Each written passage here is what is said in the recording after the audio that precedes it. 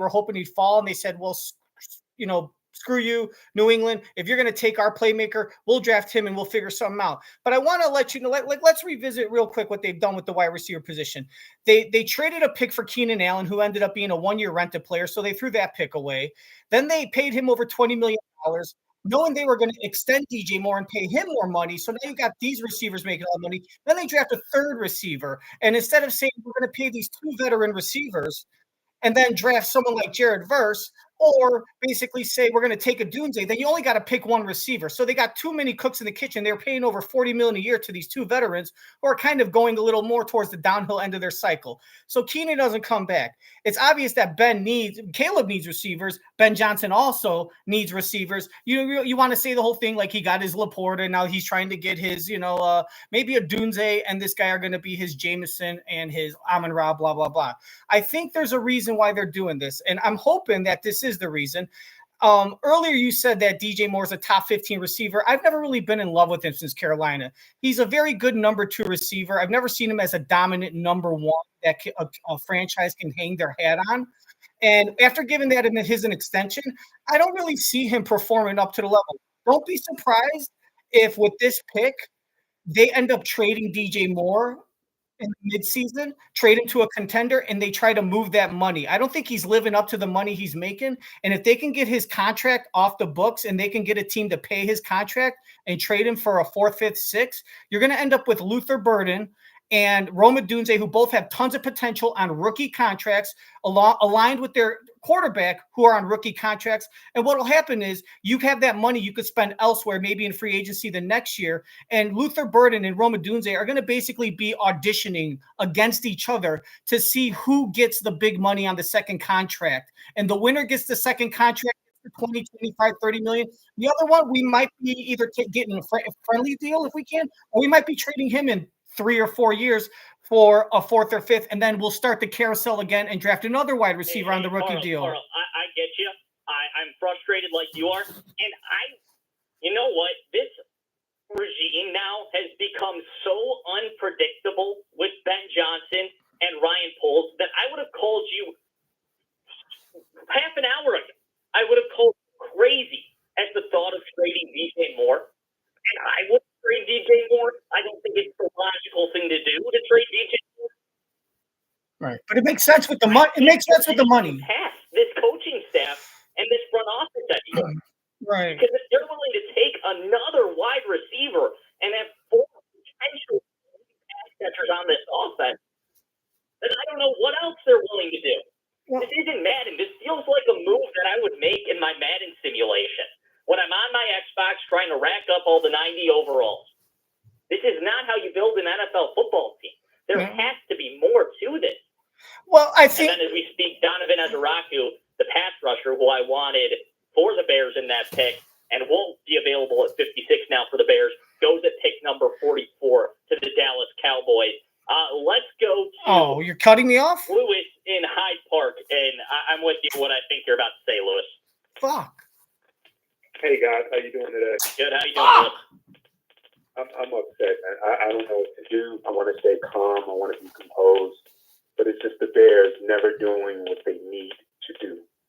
It's about me. You don't go in a grocery store and buy ice cream and cookies before you buy meat and vegetables. And we needed to build on the defensive line. We need to build the O-line.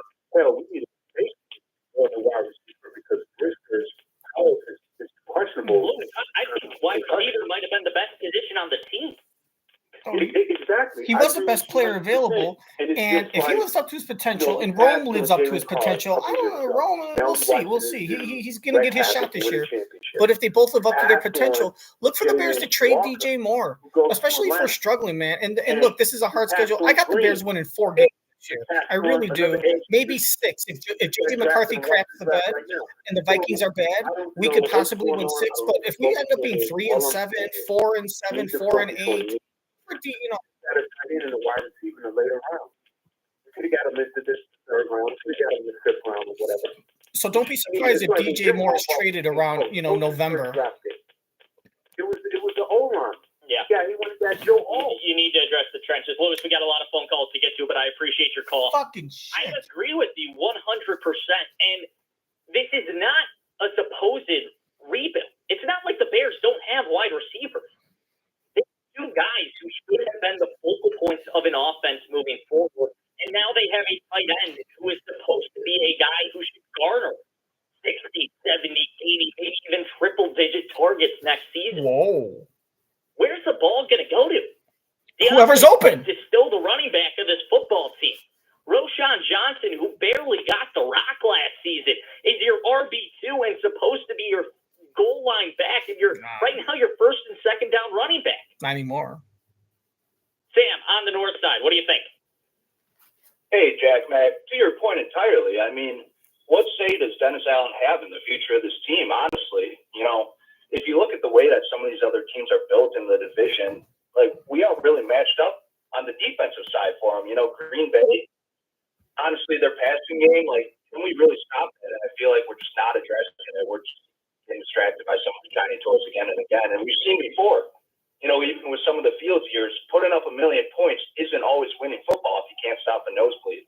I'm with you. I 100% agree with you, Sam. And the defense faltered last season because they couldn't rush the passer. Yes. If you remember a year and a half ago, the Bears' defense was not good a season and a half ago. Then they added Montez Sweat, and suddenly they threw this Band-Aid on a bad defense because he was able to pass rush and cover up some of the other deficiencies on this team. And because they didn't look below average finally, and they jolted into the top 10 in the second half of the year, we were all sold on the defense, a defense that was horrible at the back half of last season. Atrocious at the back half of last season. And they have Dio Adangbo, a guy with limited sack numbers last year, and they haven't added any other young pieces to that defensive front. You have Grady Jarrett, who's nearing the wrong side of 30 at defensive tackle. You have Javon Dexter, but you don't have any other young guys to slide in behind them and build for the future of a monsters of the midway defense. Russ is in Middleton. Russ, what do you think?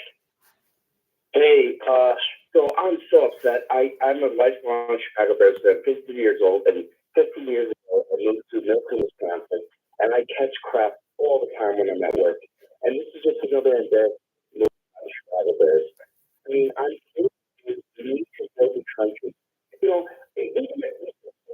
defense is we're going to be trying to throw the ball every freaking down, right? So they're not going to try to stop the run.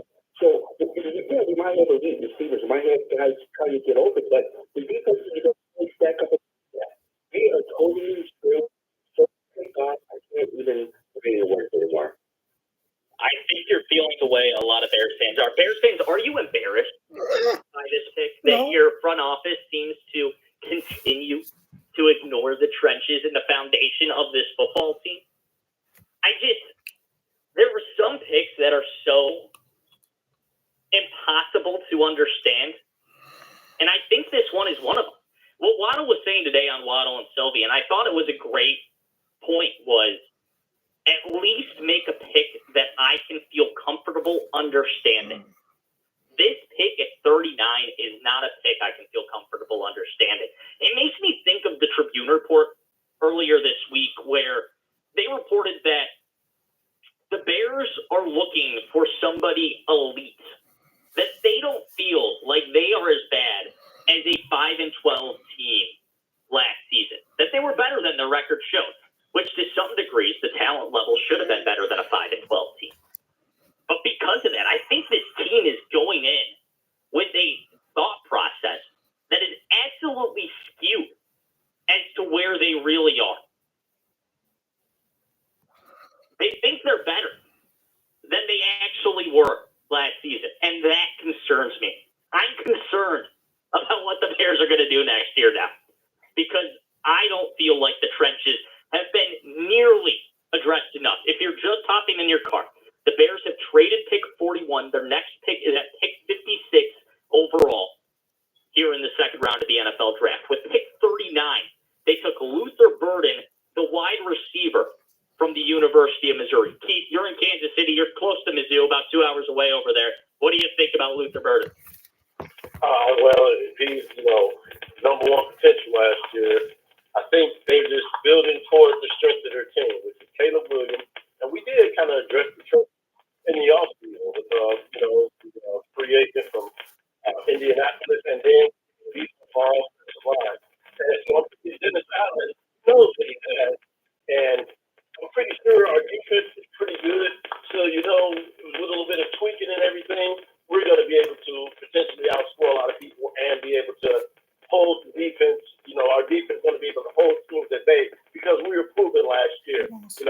course, we need Brister and everything to be healthy and everything. Keith, I understand they addressed the offensive line to some degree, but playing left tackle, you still have either Braxton Jones or Karan Amagaji. And Amagaji was a third-round pick last season who didn't see significant snaps, and when he did, he didn't look good. I don't think right now that's a sustainable plan at the left tackle position. I don't think that's a plan you go in feeling comfortable about if you're adding a fourth pass catcher to the offense, a guy who's going to be your fourth pass catcher in the offense next season. But we did bring in a great offensive line coach and his pedigree, and like I said, the Bears have a plan. Coaching is going to be key in order to help the players succeed. And you agree, everybody's athletic. Like coaching, that's what takes us to a different level. Keith, thank you for the call. I understand where you're coming from. I just don't know that coaching has that big of an impact on the players on the field. This is the NFL. These guys have been coached before. There's not some magic fix for Braxton Jones. This isn't Major League Baseball where you find some pitcher who was struggling and maybe had like a 3.8, 3.9 ERA last season, and suddenly you find out if he changes his slider just a little bit, he can throw to a 2.7 ERA. That's not how this works in the NFL. They're not going to find some magical fix for Braxton Jones where he's suddenly an elite tackle. I think he can be decent at tackle, but I don't think he's decent enough where you completely pass on the position with your 39th overall pick in the NFL draft and with your 10th overall pick in the NFL draft. In a vacuum, this Luther Burden pick's okay. In a vacuum, the Colston Loveland pick is okay.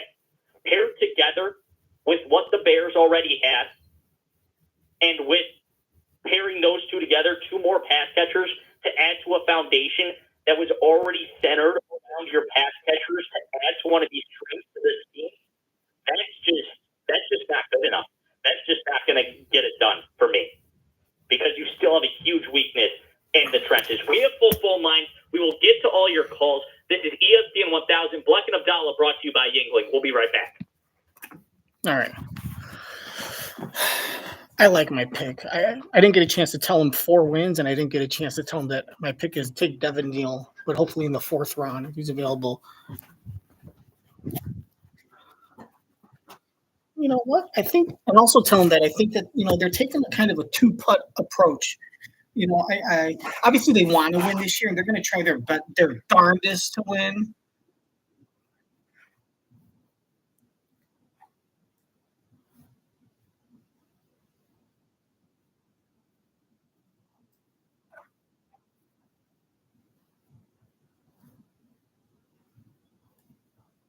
But I think they're realistic and know there's not really there's a very good chance they're not going to win this year. So they're really trying to say, look, let's take this year and combine it with next year. And who do we want over the next 2 years so we can make a run in 2027, right? And Luther Burden now might be better than a lot of the wide receivers that they're going to get next year in the 2nd round. So take him now. It's not that bad of a pick. They went and got a guy that honestly could be the number 1 guy, and Roma Dunze could be number 2. He could snatch this job from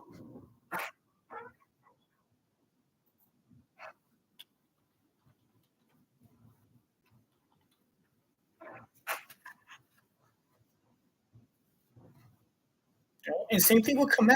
If Komet and Loveland together are not doing anything spectacular, if Komet is not benefiting from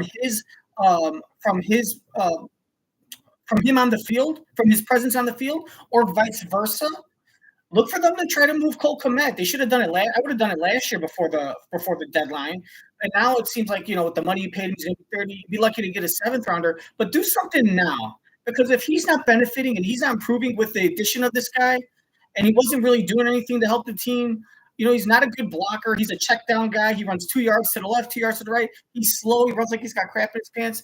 No, thank you. All right. So, hopefully we move him, get a 7th. I would DJ Moore to the Buffalo Bills. If they seem like Josh Allen needs some receiver help, Stephon Diggs moved on, Keon Coleman's only on 2nd year. I could see that very well sometime in the middle of November, sometime in November. I could see DJ Moore going to Buffalo. And you better be prepared for him to trade him. And, And maybe if they take on a lot of his contract, we might get a fifth or something, and that's just going to be the way it is. But this is what they're planning for. They're preparing. It's like when you're a manager of, like, say, a restaurant, and they hire this assistant manager. The assistant manager is hired to take your place. You don't know it yet. You're on thin ice, but you don't know it. We don't want to tell you you're on thin ice because then you might snap. You might start stealing stuff. You might not just show up. So we got to tell you, hey, this is an assistant manager. That's just the way it goes, you hoes.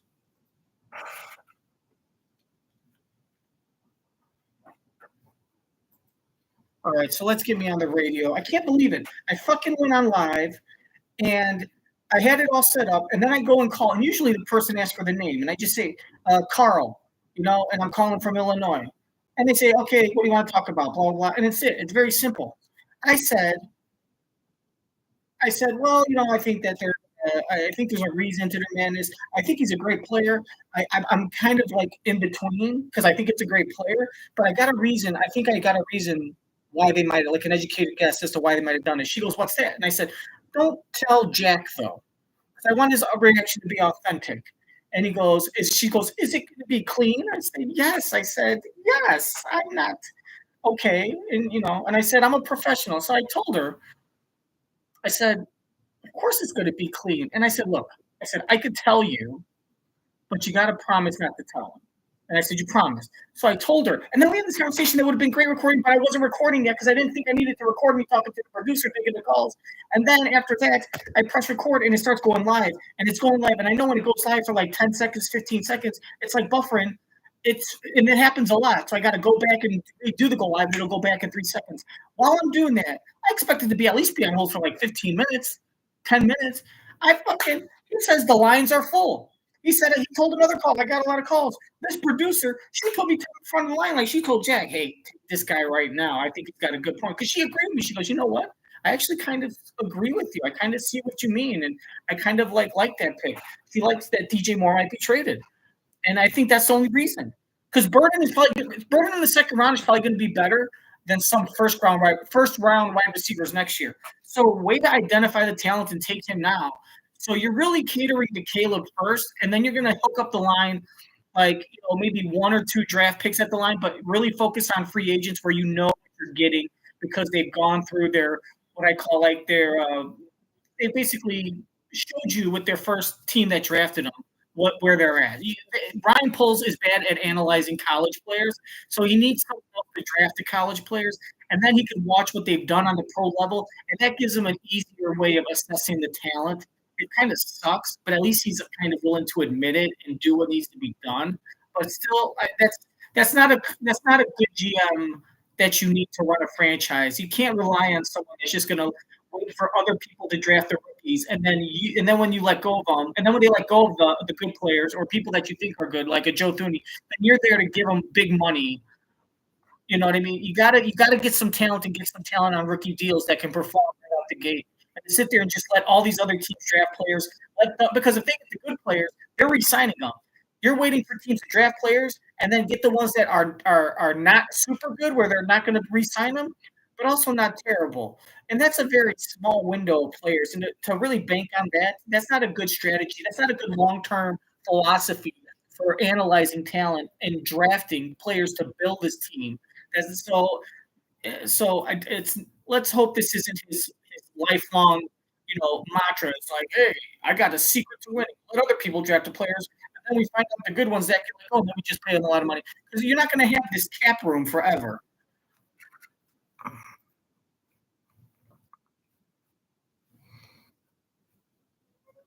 Jaron McCool can match. You got DJ Dalrymple. ETI School of Skilled Trades can Let's help listen you to get this. started in a Sorry. great new welding or HVAC. So anyways, I'm pissed off. With a focus on hands-on learning. I'm pissed off because I talked to the producer within like 5 minutes, 3 minutes. All of a sudden, I'm the first guy on the air, and I wasn't even clicking live. I was going live, and then it was spinning, so I had to go back. And in the time it took me to click the back arrow and then fill out the thing, I just put some letters, and then go live. That took me about 15 seconds. In that time, 15 seconds to do this, 10 seconds I was on the air. Like, he put me on real quick. It's almost like she put me through, and then she was still talking to me. I think she had a crush on me. Because he put me on quick, and while he started talking to me, my shit hadn't gone live yet. I hadn't done that, so I'm talking to him and typing, and then I press live, and I missed like the first 10 seconds of our conversation, which is important shit for this documentation. So you're not going to see me talking. It sucks. You missed the whole producer shit. That's actually entertaining. This just shows always ABR, always be rolling. Programs can be completed in as little as 7 months. So what you saw me before you could be wrapping up your training before the next was in the middle of my conversation. You only missed maybe the first 15 seconds, so it's in the middle of my It's in the middle of my talking. After my call's already been taken, so I'm already on the air when the stream starts. I will play you on the whole thing right here, where you're gonna get the whole audio. So you'll get it. It's just not perfect. You know what I mean? It's like not having it's like not having like a good Wagyu beef that you were expecting that I promised you. But hey, I got some hamburger and I formed it into like a little disc. And instead of filet mignon, I call it filet mignon. F-A-U-X, filet mignon. See? SNL. You got to come get me. Anyways, let's listen to this one caller and then we'll go to mine. Hey, you know what? Fuck it. Let's go to mine first. Got to find mine. You know what I'm saying? Yeah. And check this shit out. All right? Check this shit out. This first one at 39 is from. Check this shit out. On my previous video from April 25th, where I called Yurko and Harry, fucking Harry Tynos, Carmen and Yurko, and I told them that, hey, if the Bears would have lost to the Packers, we would have had a different pick. And it cost us because we're in a position where all the good players we wanted, we weren't able to get. And it was too high to jump and take players, and we couldn't trade down, so we're screwed, right? Obviously, the tight end could work out, who knows, but that's not who they wanted. We even missed out on Kelvin Banks. I figured, damn, we missed out on Membu and Campbell. So we're going to have to settle for Kelvin Banks. And then he was taken. I was like, shit. You know what I mean? You're not going to take like Connerly or fucking Donovan Jackson. They could have took the guard. They could have addressed the guard position, but it seems like they were only about tackles. I don't know why they didn't take the guard, you know. But check this out. So if we lose to the Packers, which they said we should have done, blah, blah, blah. It's all on the video. It's all on the video. Entitled My Rebuttal to Carmen and Jerko on the Radio from April 25th. You could find it in my library. And there's instructions where to find me in the times and stuff. So the whole argument was that by winning that useless game, it cost us. Instead of having the 10th pick, we would have either had 4th, 5th, 6th, or 7th because we would have been tied in record with the Raiders, the Jaguars, the Patriots, and the fucking, I don't know, Raiders, Patriots, and the what's it called? Now they said that we dropped from 7th to 10th by losing that game. Now I guess if all the people that did the math with all the tiebreakers, but when everyone has the same amount of wins, I know that we lost to the Patriots, so I always thought there's a chance that we might have had the 4th pick because we have 4 wins, Patriots have 4 wins, but they beat us. But then we beat the Jags, so I have no idea how that works. So worst case scenario, if we did get the 7th pick, if we get the 4th pick, that's Will Campbell. We missed out on Will Campbell just so we could fucking brag that we beat a fucking Green Bay team that didn't give a shit about playing us. And we barely beat them, and they weren't even trying. But let's say we had the 7th. That's Armand Membu. We wanted that guy. We missed out on Membu, but check this out too. With that loss, the 10 pick goes to 7. So instead of Loveland, it's Membu, but our 41 pick goes to 38. All right. I know Tom Waddle said he loved Trevion Henderson. A lot of people think there's a lot of depth to get a running back later. We already have Swift. But Trevion Henderson to me is a difference maker. He was saying, I hope he drops, we can get him at 39. Like, screw Genty. If we can get a lineman in 10 and then get Trevion in the second round, I'd rather have Trevion in the second round with our first round lineman pick instead of getting Genty at 10, right? And I agreed that, and I would have done that. I like depth. I like Devin Neal. I like Ollie Gordon. I like a lot of guys that might be available in the 4th, 5th round. That are second, third round talent and stuff, blah, blah, blah. But for Trevion to actually, I thought that he was going to fall to 39, and I'm thinking the Bears are going to take it because I was sold on it. I think the guy's like going to perform like Marshall fucking Falk.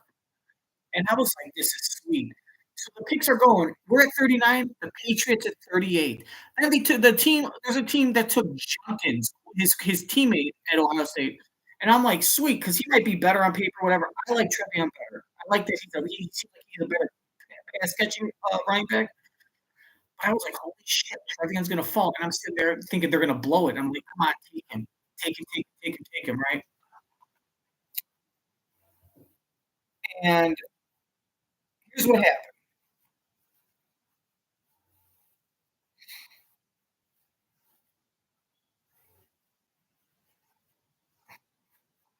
The Patriots at 38, one pick before us took TreVeyon Henderson. You probably already knew that. So that means at 39, if the Bears were going to take TreVeyon, they missed out by one pick. If we lose to the Packers, our 41st pick becomes a 38. And instead of having 39 and 41, we have 38 and 39. If the Bears lose, we have 38 and 39. So guess what? At the 38th pick that we have, TreVeyon Henderson would have been available. And we could have had TreVeyon Henderson. And at 39, we still could have gotten Luther Burden. And we could have possibly had Armand Membu, TreVeyon Henderson, and Luther Burden with our first 3 picks. How's that fucking sound? Yeah? Too bad. Ain't happening. You know why? Because we needed to celebrate that we broke a 10-game losing streak against a Packers team that beats our ass when they're trying. And we finally beat them. Mike Tyson knocked us out 10 times in a row. But the 11th time, we got him. Of course, we had to wait till he was on heroin and passed out and drooling from his mouth and drunk and already, like, falling over. So we could, boom. But hey, it was a win, right? So we could win against a Green Bay team that was fucking preparing for their playoff game, not for us. They weren't preparing for us. They weren't watching film of the Bears. They were watching film of their possible opponents. They weren't even trying. Malik Willis played the goddamn game most of the time. But we won because the Bears got to beat the Packers. So, yay, we beat the Packers. And we fucked up our future royally. Swallow it. Shaft, head, balls, and all. And when I fucking shit a shirt down your throat, don't you fucking eject it. Don't you fucking cough it out. You swallow that like a champ, okay, OnlyFans girl? All right, Shannon Sharp did. Congratulations, Bears. I don't understand. You people Packers, they don't care. Packers no fans. You didn't beat them at the best. And Bears fans, you know they didn't beat them at the best. So you just fuck yourself off. I want you to swallow the shaft and balls and the head, all of it. All right, you take this chocolate popsicle, all right, and when the vanilla cream inside comes down your throat, I will fucking choke you. You don't got a choice in the matter. And you swallow it. You tell Willie Walker how good his everlasting Gobstopper is. You understood me? All right, Stephen A. Well, you gotta relax with the jokes about penis. All right? I told you this first and Tiger Woods, Charles Barkley, they all getting in trouble. The Bears, they're missing out. They want to sit there and beat the Chiefs. Says, beat them when it counts. Beat them when it counts. They don't beat them when it counts. What do they do? That's the best thing I can do. Anyways, here is my fucking radio call if I can find it. Carolina that was acquired in the Bryce Young trade.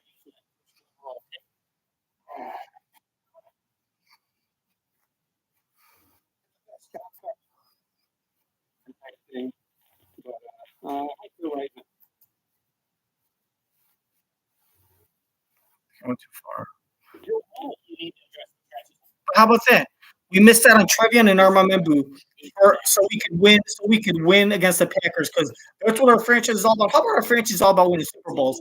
Let's reprioritize. Beating the Packers is something we want to do, but it's not the first thing we should be caring about. He did not run a 40 this year. Over $3 million that the Chicago Bears have traded pick number 41. They traded also now because I'm concerned. And although he's a guy I cover, and now I'm concerned about the pressure, and I was hoping they would take either an edge rusher or get more protection than the Chicago Bears. Updating you as well, the Bears are. I mean, live from State Street. frustrated like you are. You know what? This regime now. And what's funny, that's me. What's funny is that I said I was kind of mid. At the end, I kind of explained why I think they might be doing it, that they're going to trade DJ Moore, like I said, Buffalo, but it could be anyone. We'll see who's in the playoff hunt. Buffalo just sticks out because they don't have a lot of good receivers. They're not really stacked, but it could be, I don't know, the Steelers, the Ravens. Maybe DeAndre Hopkins ends up sucking and Zay Flowers can't do it alone. Who knows? But that's another conversation for another time. And at the end, he goes, I'm frustrated, just like you. And I was like, I'm not really frustrated. And was I showing frustration? I don't think my tone of voice was. I was just stating some facts. Anyways, here's my fucking phone call. Allow me to reintroduce myself. My name is Carl.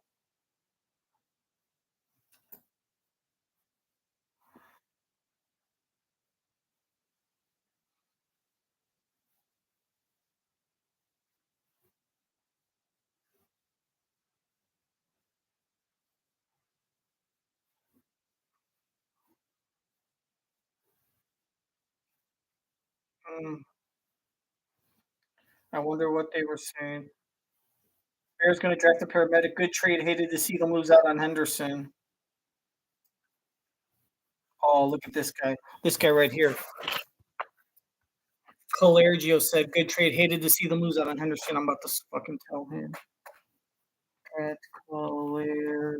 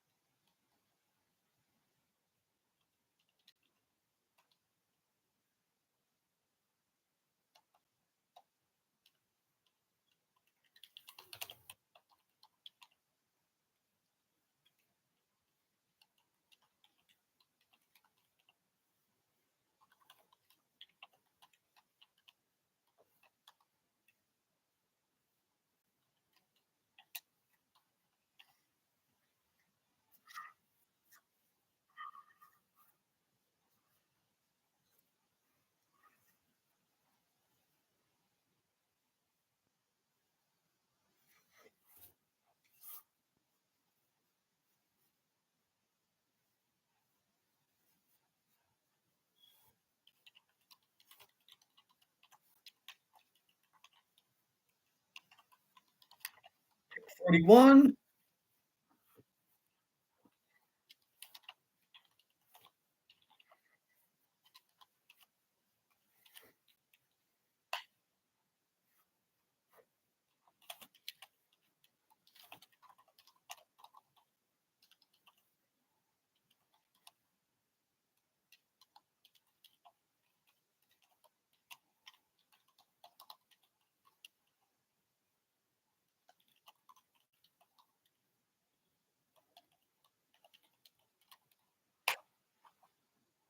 Fuck you.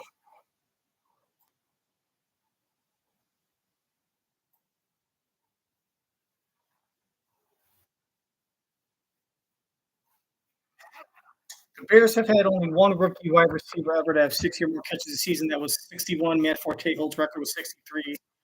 Other teams might get Pro Bowl rookie wide receivers. The Bears don't. All right, so let's go to my call. This is Jack McGrath, April 25th, in the middle of round 2 of day 2 of the NFL fucking draft. This is what I typed to him. Colergio, I'm the guy with the fucking orange guitar there. That guy. And that guy.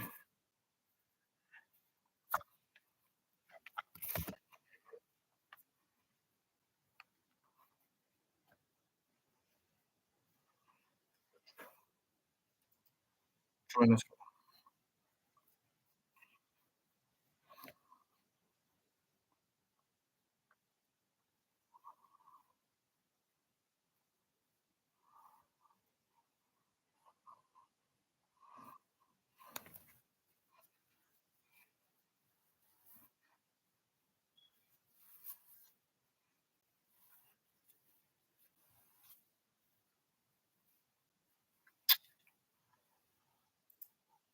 Action.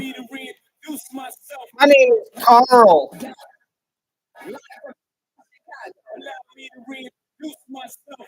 Carl.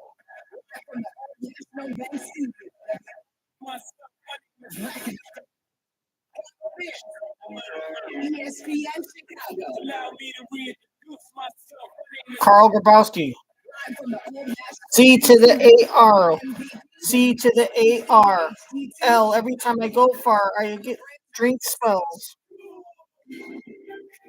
Welcome back to the Dollar, brought to you by Yingling. And just a reminder, all of our NFL draft coverage on ESPN 1000 is brought to you by the Hard Rock Casino, Northern Indiana. The story of the night tonight is the Chicago Bears don't address the trend, don't address the running back position, but instead choose a wide receiver, Luke Burden from the University of Missouri, at 39 of the second round. They also trade out of their second round pick, that's pick 41, for picks number 56, 62, and 109. The Bears give up 41, 72, and 240.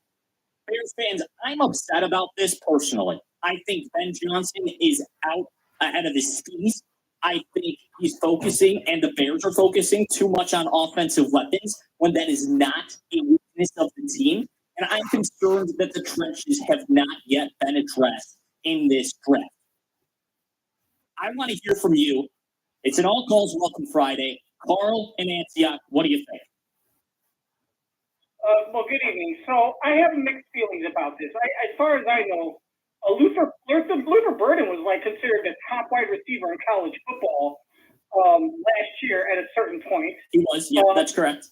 And so for him to drop it, the fun part of me thinks that they wanted Trevion and they didn't want to try to trade up. They were hoping he'd fall, and they said, well, screw you, New England. If you're going to take our playmaker, we'll draft him and we'll figure something out. But I want to let you know, let's revisit real quick what they've done with the wide receiver position.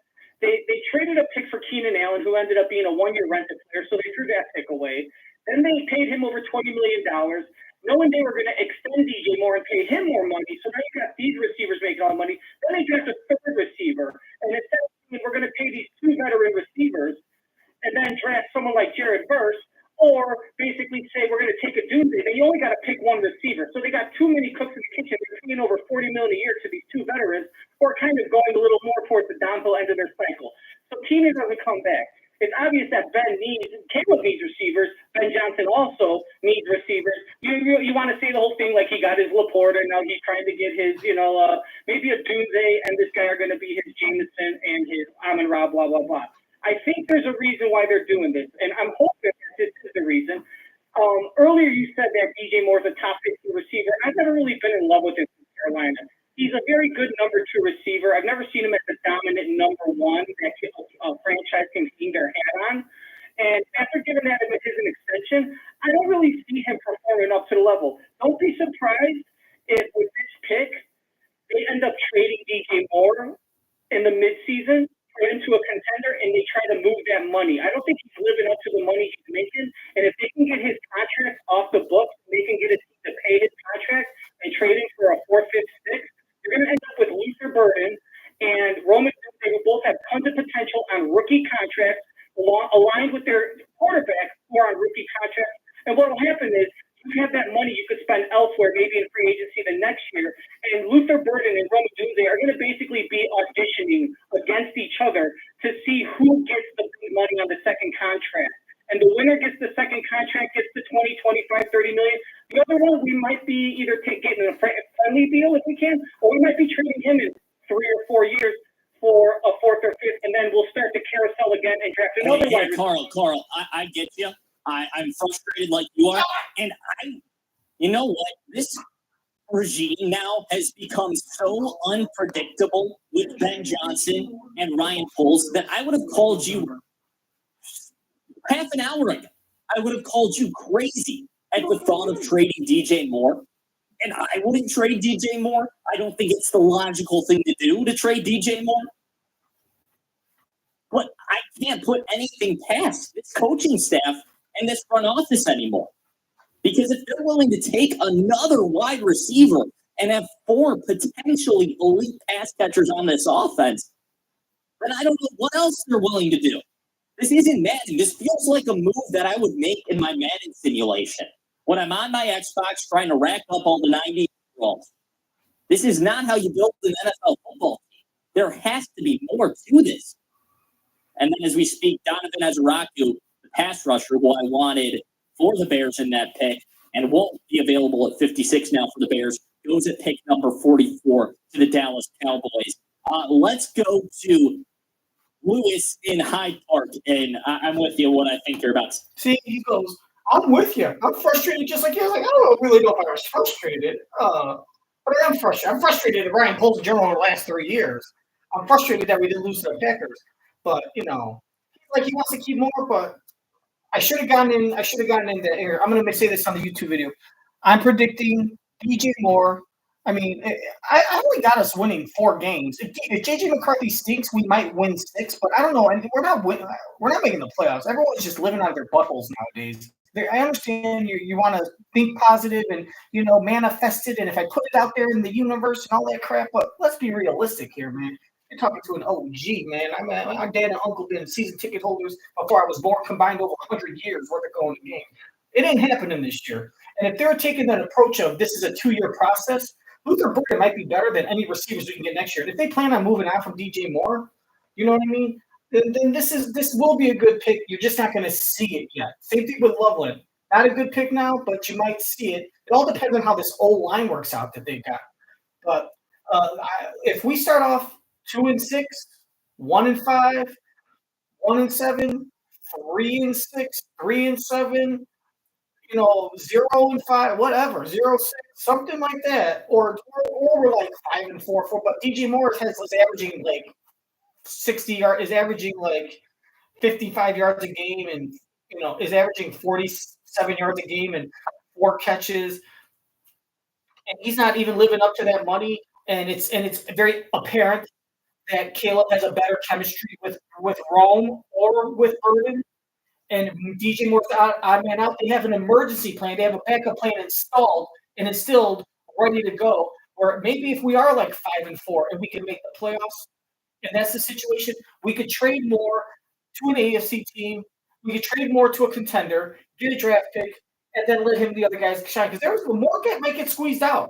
And so I kind of see what they're doing. It's something that you're not really going to reap the benefits for another season, and you're not really going to see the benefits for until either later this season if we seem to do good.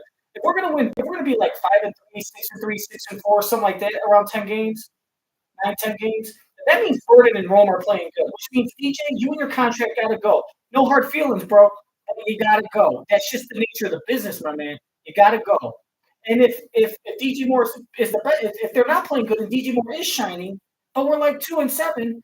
We don't need that on our books for a losing team. We don't need that. We don't need it. So you're going to have to go anyways. I think DJ Moore is going to get traded. They're never going to admit that. You won't find out till probably like November. I bet you he gets traded like right before the trade deadline or sooner, because we could easily start off, like I said, 1-5 or 1-6, and they might be donezo real quick. And watch him get traded to someone like Buffalo, and they'll roll with him. And if they pick up his contract and they're only going to get him for the remainder of the season, if they're paying a lot of his contract, we might only get a fifth for DJ Moore, which sucks. But if we take on his money, we might be able to get something like a third, or probably no Poles a fourth. He doesn't got the balls to go get a third. Pardon my language. I meant testicles, but that's just kind of the way I see it, man. We'll take this one last call. Say, Lewis. Hey guys, how you doing? Then the rest of the calls I had at the beginning of this video when I was listening to speakerphone. Lewis. I'm upset, man. I don't know what to do. I want to stay calm. I want to be composed. But it's just the Bears never doing what they need to do. It's about me. You don't go in a grocery store and buy ice cream and cookies before you buy meat and vegetables. And we needed to build on the defensive line. We need to build the O-line. Hell, we needed a safety more than wide receiver because Brewster's health is questionable. Lewis, I will say, if you got food stamps like me, you do buy ice cream and cookies before meat and vegetables. Which, of course, French fries are the vegetables. Receiver might have been the best position on the team. Yeah, exactly. I feel with you 100%. It's just like, we passed through Jalen Carr a couple of years ago. Now we watch it into Rec Havoc win a championship. We passed on Jimmy Walker, who goes to Atlanta. And we passed on Green, edge. Just passed on another edge. Just got drafted and watching the draft right now. So I don't know what's going on. I don't know what the focal point is. All I'm saying is you need to focus on need first. We could have got a tight end and a wide receiver in the later round. We could have got him into the third round. We could have got him in the fifth round or whatever. It's like when Jim Harbaugh became coach. What was his first draft pick? It was the O-line. Yeah. Yeah, he wanted that Joe O. You need to address the trenches. Well, we got a lot of phone calls to get to, but I appreciate your call. I agree with you 100%. And this is not a supposed rebuild. It's not like the Bears don't have wide receivers. They have two guys who should have been the focal points of an offense moving forward. And now they have a tight end who is supposed to be a guy who should garner 60, 70, 80, maybe even triple-digit targets next season. Where's the ball going to go to? DeAndre Swift is still the running back of this football team. Roshan Johnson, who barely got the rock last season, is your RB2 and supposed to be your goal line back. And right now, your first and second down running back. Sam, on the north side, what do you think? Hey, Jack, Matt, to your point entirely, I mean, what say does Dennis Allen have in the future of this team, honestly? You know, if you look at the way that some of these other teams are built in the division, like, we aren't really matched up on the defensive side for them. You know, Green Bay, honestly, their passing game, like, can we really stop that? And I feel like we're just not addressing it. We're just getting distracted by some of those shiny toys again and again. And we've seen before, you know, even with some of the field years, putting up 1 million points isn't always winning football. You can't stop the nosebleed.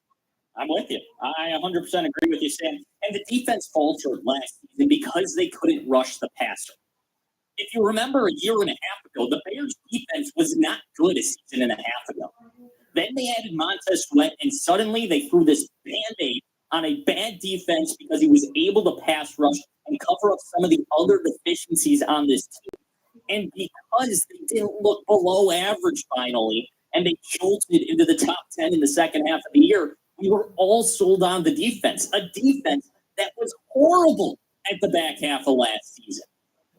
Atrocious at the back half of last season. And they have Dio Adango, a guy with limited sack numbers last year.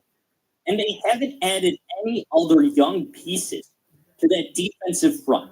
You have Grady Jarrett, who's nearing the wrong side of 30 at defensive tackle. You have Trevon Dexter.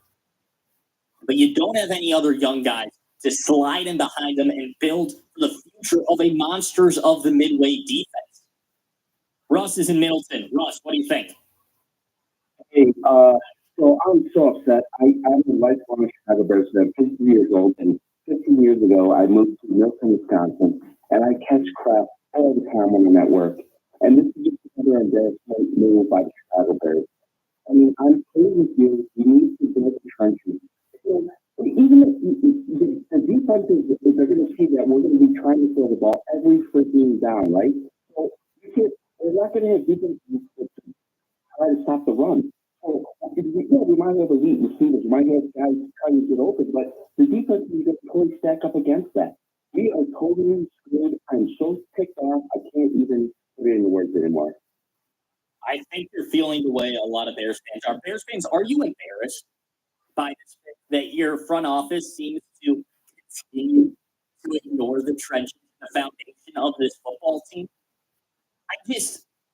There were some picks that are so impossible to understand. And I think this one is one of them. What Waddle was saying today on Waddle and Sylvie, and I thought it was a great point, was at least make a pick that I can feel comfortable understanding. This pick at 39 is not a pick I can feel comfortable understanding. It makes me think of the Tribune report earlier this week where they reported that the Bears are looking for somebody elite, that they don't feel like they are as bad as a 5-12 team last season, that they were better than their record showed, which to some degrees the talent level should have been better than a 5-12 team. But because of that, I think this team is going in with a thought process that is absolutely skewed as to where they really are. They think they're better than they actually were last season, and that concerns me. I'm concerned about what the Bears are going to do next year now, because I don't feel like the trenches have been nearly addressed enough. If you're just hopping in your car, the Bears have traded pick 41. Their next pick is at pick 56 overall here in the second round of the NFL draft. With pick 39, they took Luther Burden, the wide receiver from the University of Missouri. Keith, you're in Kansas City. You're close to Mizzou, about 2 hours away over there. What do you think about Luther Burden? Well, he's, number one potential last year. I think they just building towards the strength of their team with Caleb Williams. And we did kind of address the trenches in the offseason, free agent from Indianapolis, and then we did beef up our offensive line. And so I'm thinking Dennis Allen, he knows what he has, and I'm pretty sure our defense is pretty good. So, with a little bit of tweaking and everything, we're going to be able to potentially outscore a lot of people and be able to hold defense. Our defense is going to be able to hold schools at bay because we were proven last year. Of course, we need Brister and everything to be healthy and everything. Keith, I understand they addressed the offensive line to some degree, but playing left tackle, you still have either Braxton Jones or Karana Amagaji. And Amagaji was a third-round pick last season who didn't see significant snaps, and when he didn't look good. I don't think right now that's a sustainable plan at the left tackle position. I don't think that's a plan you go in feeling comfortable about if you're adding a fourth pass catcher to the offense, a guy who's going to be your fourth pass catcher in the offense next season. But we did bring in a great offensive line coach and his pedigree, and like I said, the Bears have a plan. Coaching is going to be key in order to help the players succeed. And you agree, everybody has a plan, right? Coaching, that's what takes us to a different level. Pete, thank you for the call. I understand where you're coming from. I just don't know that coaching has that big of an impact on the players on the field. This is the NFL. These guys have been coached before. There's not some magic fix for Braxton Jones. This isn't Major League Baseball where you find some pitcher who was struggling and maybe had like a 3.8, 3.9 ERA last season, and suddenly you find out if he changes his slider just a little bit, he can throw to a 2.7 ERA. That's not how this works in the NFL. They're not going to find some magical fix for Braxton Jones where he's suddenly an elite tackle. I think he can be decent at tackle, but I don't think he's decent enough where you completely pass on the position with your 39th overall pick in the NFL draft and with your 10th overall pick in the NFL draft. In a vacuum, this Luther Burden pick's okay. In a vacuum, the Colston Loveland pick is okay. Paired together with what the Bears already had, and with pairing those two together, two more pass catchers to add to a foundation that was already centered around your pass catchers to add to one of these strengths to this team, that's just not good enough. That's just not going to get it done for me, because you still have a huge weakness in the trenches. We have full phone lines. We will get to all your calls. This is ESPN 1000. Black and Abdallah, brought to you by Yingling. We'll be right back. This is. I mean, Jack that seems like someone I could be on the radio with. Exactly. Braxton's not just going to get better because of a coach. He's told you what he can do. He showed you what his body can do. It's one of those with Braxton, like when someone shows you who they are, believe them. Braxton Jones has shown us who he is as a tackle. All right, was he a fourth rounder, fifth rounder? I don't know any of this stuff. I'm old. I'm old. Old age and marijuana. Beautiful combo. Like spaghetti and tuna fish. But yeah, hopefully they're addressing that next year. And Braxton Jones could be decent as a second string guy that comes in and seriously, maybe it's 2nd and 1. Give your offensive lineman a break. Jones, the ball's going to go to the right hand side. You're left tackle. Just put your hands on the guy. Your whole job is to just interfere with the defensive end or whoever. We're running the ball away from you and give the offensive tackle a break for 2 plays so he can get his rest. He might be okay at best, but okay ain't good enough, right? Okay doesn't win championships. So what are we doing, Jack? We're trying to win championships. We're not trying to win the division. All right, we're not. Obviously, you have to make the playoffs, but we're trying to win the championships, not one championship. We're trying to set a precedent, and Braxton's going to have to go. Good call. So now, let's see. The Bears pick is coming up here.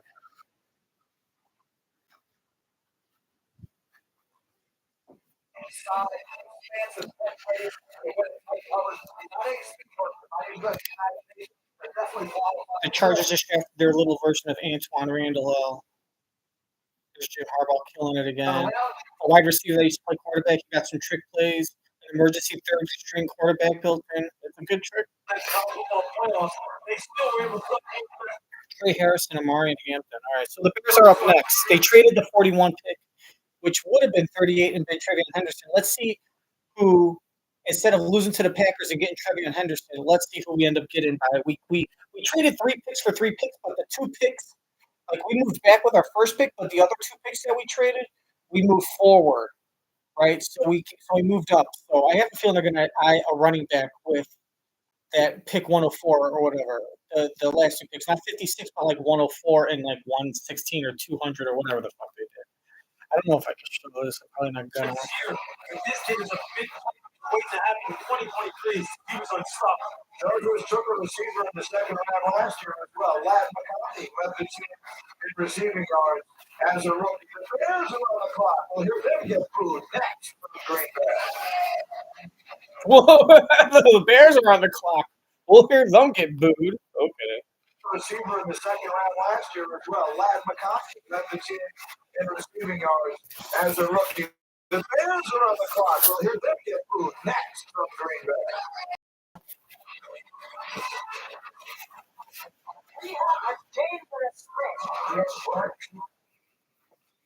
If I was a girl, I know you would understand.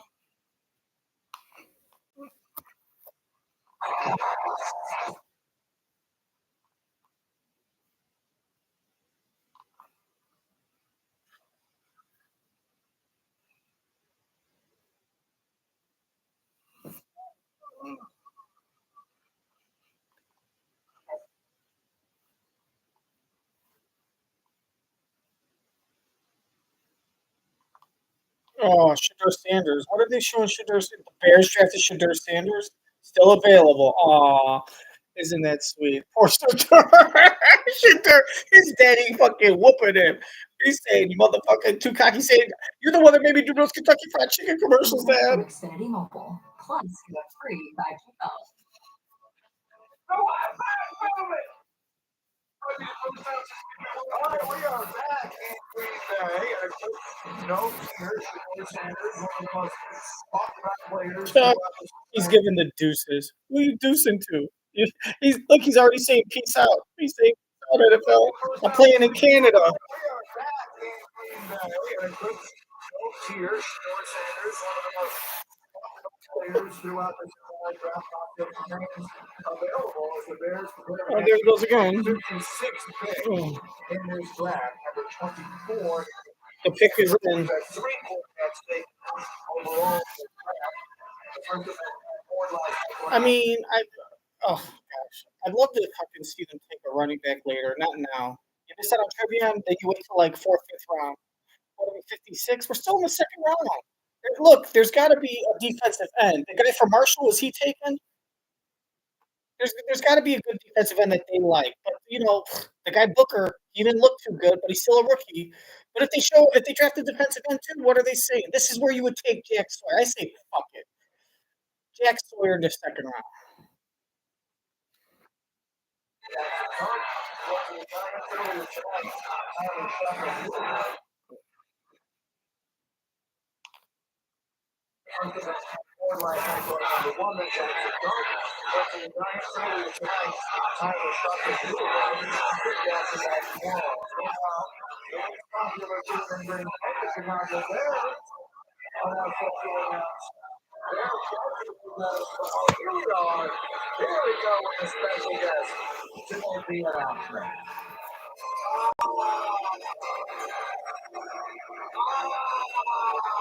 Oh, where's Paul Heyman?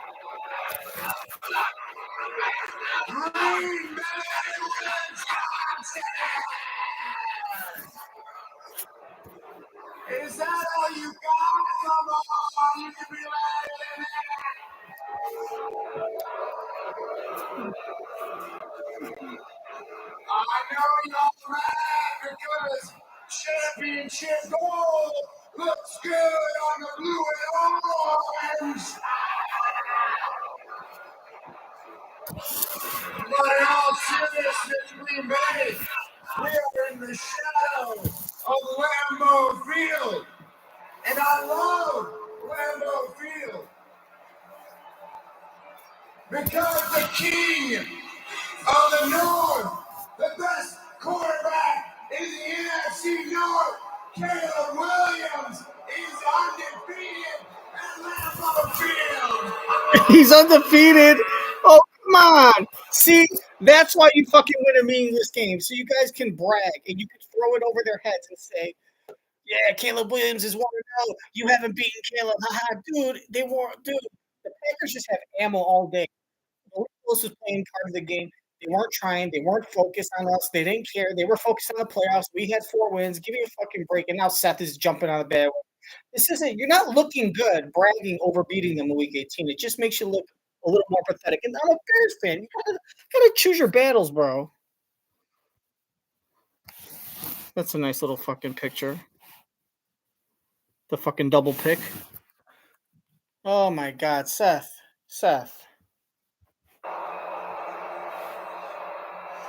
And in case y'all aren't familiar with my game, let me remind you, I am a visionary. I am a revolutionary. I am Seth freaking Rollins. And I am here to tell you that with the 56th pick in the 2025 NFL Draft, the greatest franchise in the NFL, the Chicago Bears select Ozzie Trapillo. Who the fuck is that? Tackle from Boston. Okay. College. All right. Let's burn it down and bear down Chicago. Burn it down!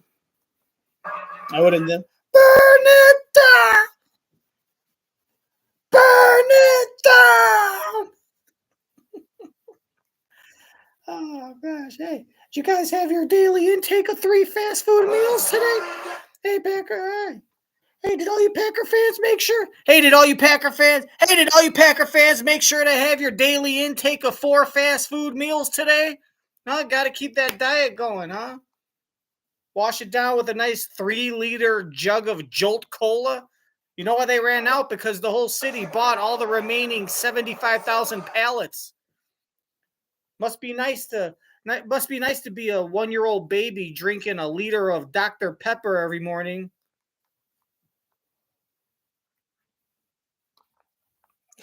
Hillbilly trash. In the NFL, the Chicago Bears select Ozzie Trapillo, tackle from Boston College. Let's burn it down and bear down Chicago. Okay. Ozzie Trapillo, you start with the size. He's a legit 6'8", a fraction over that. Actually at 316 pounds. Could be good. Experience on both sides a lot. A white guy. And left tackle. No doubt, he offers position 6'8", 316, okay. At 6'8", 316 pounds. Again, though, listen to them talk. But still, you draft a guy at a fucking Yale. Now a guy at a Boston College. These are really good programs. Not a big fan of taking these big guys out of these programs. Well, I don't know this guy. I don't know him at all.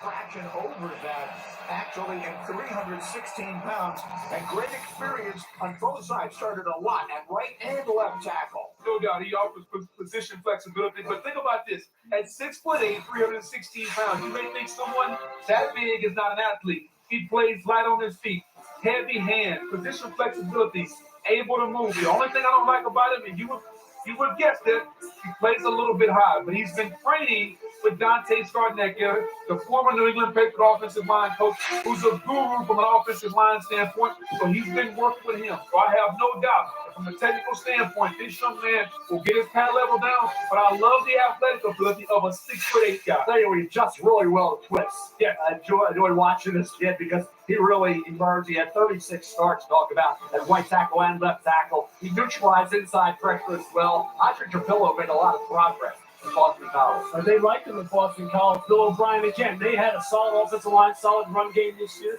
Chicago continuing to bolster that offense at every position. Well, a new offensive-minded head coach excited about what they've been able to add. Meanwhile, let's stay in the division here. We've had a run in the NFC North. The Detroit Lions on the clock, and I see the commissioner making his way out with some special visitors as well to announce Detroit's selection. Ozzie Trapillo. Okay.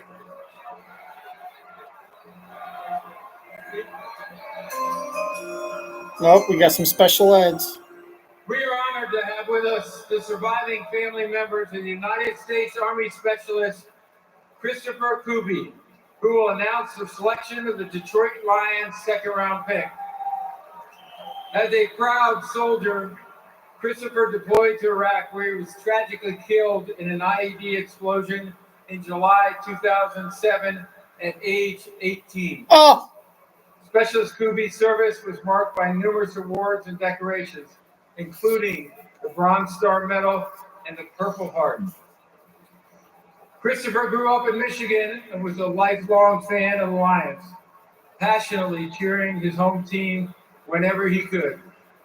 We honor him and thank his family and TAPS, the Tragedy Assistance Program for Survivors, which offers care to those grieving the loss of a military loved one. And now, I'm going to turn it over to John and David, who will announce in honor of their brother and son. Hey. Don't open the door. I won't drive a truck through it. See the offensive line reference? Just saying. You start it. I'll go there. You don't want me to go there. Don't start it. All right, Kool-Aid man. Don't start it. Thank you. Thank you so much. And here we go. The Denver Broncos have traded the 57th pick to the Detroit Lions. With the 57th pick in the 2025 NFL Draft, the Detroit Lions select Tate Ratledge, guard from Georgia. Tate Ratledge. I would have rather taken him. Well, he has great size, and he has great hair. He has a mullet that was the stuff of social media. His injury, though, huh? At the combine, as we watch this gorgeous moment here with the commissioner and the family. Again, Ratledge, there's the mullet we were talking about. Two-time national champ, first-team All-American in his final season in Athens, despite missing 4 games. But new offensive coordinator Johnny Morton is going to absolutely love him. He dealt with an ankle injury, missed a couple games in 2024.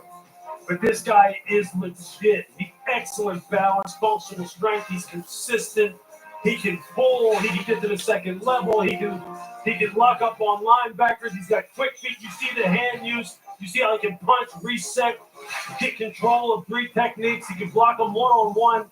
There's really nothing he can't do. You can basically pencil this guy in, I believe, at right guard for Detroit, and he's going to fit right in with And the Lions got him, too. You got to love this pick. Tate Ratledge, one of the more impressive offensive linemen, regardless of position, that I watched this year. Bullshit. All right, so Las Vegas Raiders are on the clock, and their pick is ready. Here they come with the announcement. Are they going to take Shador? Not in the second round. I think the Raiders might say, we'll take Shador in the third, but they're still... NFL fans here in Green Bay, are you having some fun tonight? You guys are absolutely amazing. And I get the privilege of representing some other amazing fans, that being Raider Nation. I was blessed to play 13 years with the Silver and Black, and the man who used to always make this pick is a Raider legend, an NFL Hall of Famer, Willie Brown.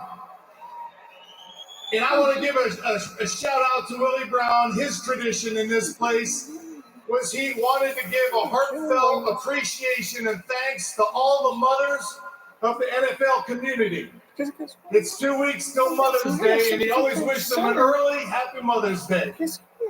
If you're a fan of the NFL, if you're a player in the NFL, if you're a coach in the NFL, you likely had a very supportive, encouraging mom or mom figure that sacrificed to make that dream possible. Tonight, we have another dream being made. With the 58th pick in the 2025 NFL Draft, the Las Vegas Raiders select Jack Besh, wide receiver, Texas Christian. Yeah. Just win, baby. Oh, is Jack Besh the guy whose brother died in New Orleans? Yeah. Of this draft, and we will tell it in detail in a moment. That's Jack.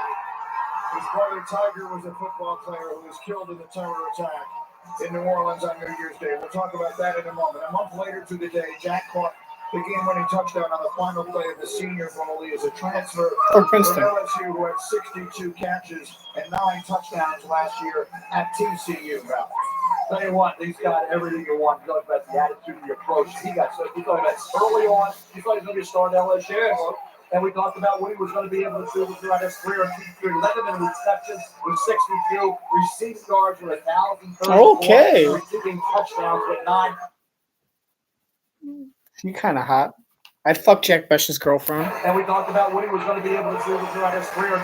11 receptions with 62 receiving yards with 1,034. Receiving touchdowns with 9. From Savion Williams was a Wildcat quarterback. And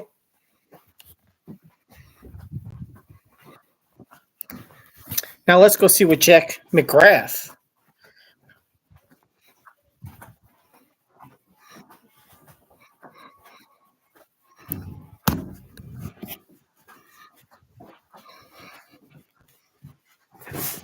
Let's see what Jack McGrath has to say about this fucking pick.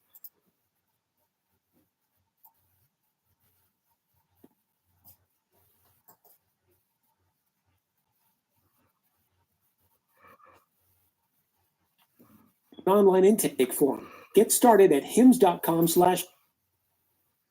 Offense, and by default, none of those guys break out and have elite seasons because everybody's having an average season. That's my concern with the Bears. You already were able to play Rome Odunze and DJ Moore full levels of snaps, and I would have been fine playing Colston Loveland and having him see 70, 80, 90 targets next 70, 80, 90, he does that. That's possible. Top 15, 20, 30. Guys as many targets as they warrant based on their elite talent when you had another wide receiver who you have to feed the ball to this offense. But those guys were double teamed too. Don't forget. Now they had Keenan Allen last year too, though, and he had 100 targets. Jerry. Allen was kind of, I mean. He was old. There were times last year where he was frustrating with the drop. He's going to be a Hall of Famer. Yeah. 100 targets. I don't know that DJ Moore last. Oh, come on. 100 targets, though. That's like 6 targets a game, which usually equates to 4 catches on average. That's not. You're paying that money because you want a Keenan Allen that's going to be, averaging 6 to 7 catches, which means he's going to have some games where he's going to have 8, 9. Too much money for an underperformance. But another bad evaluation by Ryan Poles and a terrible risk to pay all that money to someone that's on his decline.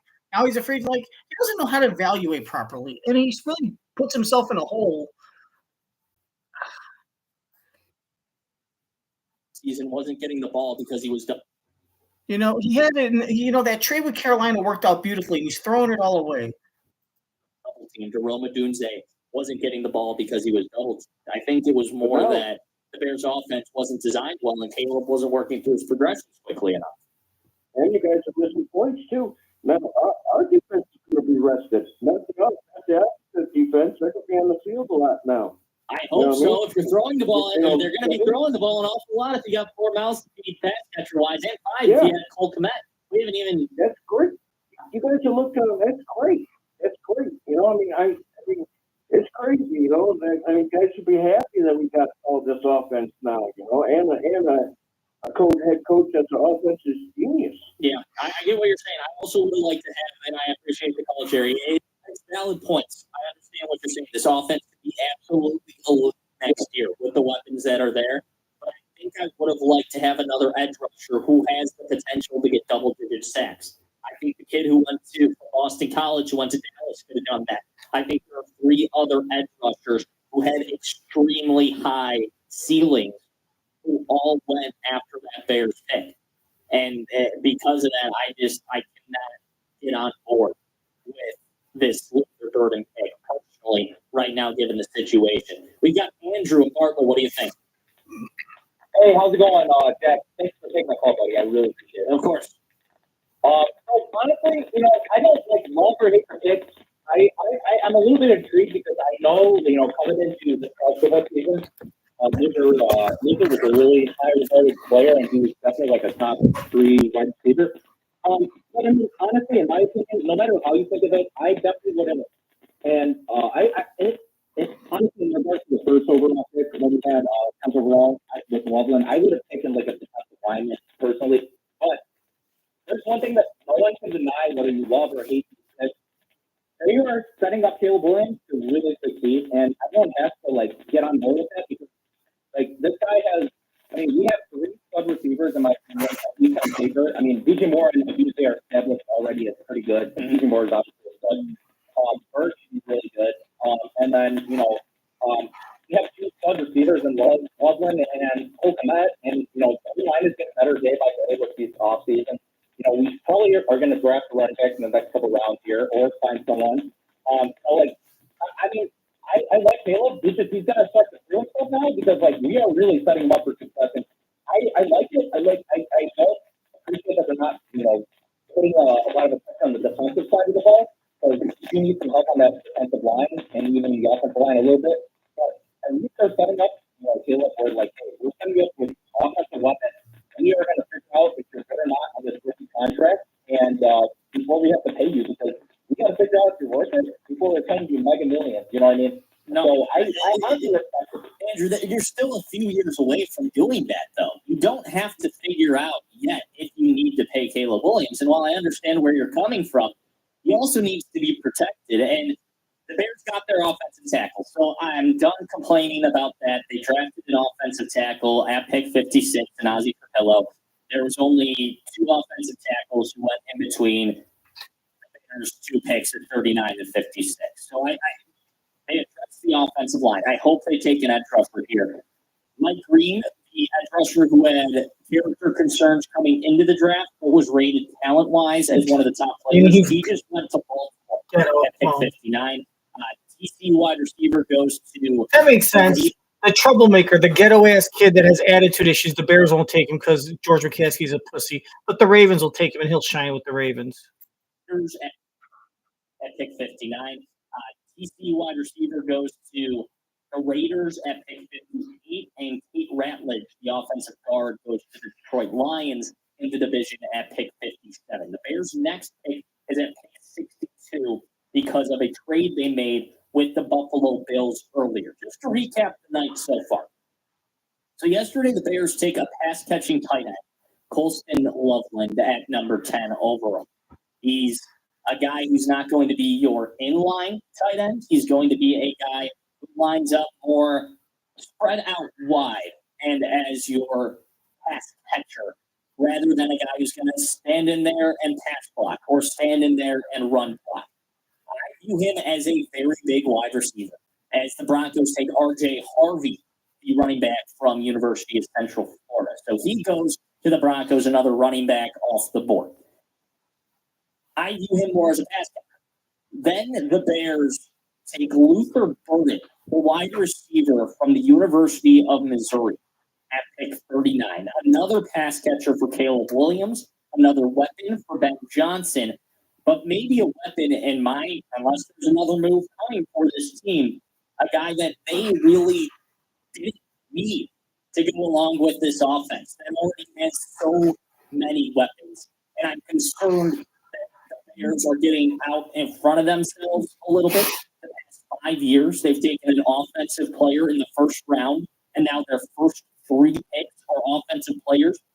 I'm concerned the defense isn't getting the attention it deserves in this draft. So I am hoping that with this next pick and 2 picks now, Washington's in front of the Bears, and then the Chicago Bears, they're able to wrap up with another edge wrap up this second round. And then with the third pick in the round, after a trade with the Buffalo Bills, the Bears originally had picked 41, but they traded with the Buffalo Bills, traded pick 41, their third round pick, pick 72, and their seventh round pick, pick 240, for pick 56, pick 62, and pick 109. And that's an extra fourth round pick for the Chicago Bears. Looking at the top players on the board that the Bears could take at pick 62. Darius Alexander, the defensive tackle for Toledo, is top on the ESPN big board right now.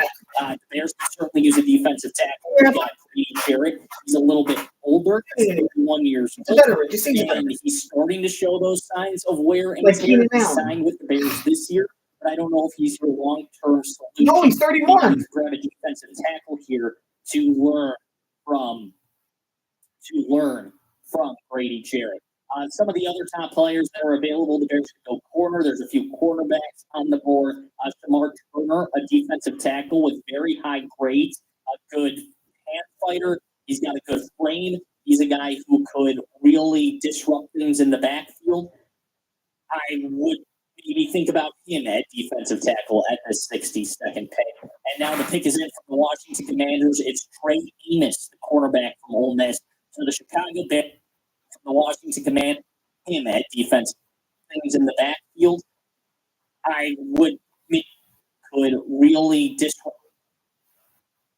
Hand fighter, he's got a defensive tackle, could go corner. There's a few cornerbacks on the board. Shamar Turner, a defensive tackle with very high grades, a good hand fighter. He's got a good frame. He's a guy who could really disrupt things in the backfield. I would maybe think about him at defensive tackle at the 62nd pick. And now the pick is in from the Washington Commanders. It's Trey Amos, the cornerback from Ole Miss. So the Chicago Bears are back on the clock at pick 62.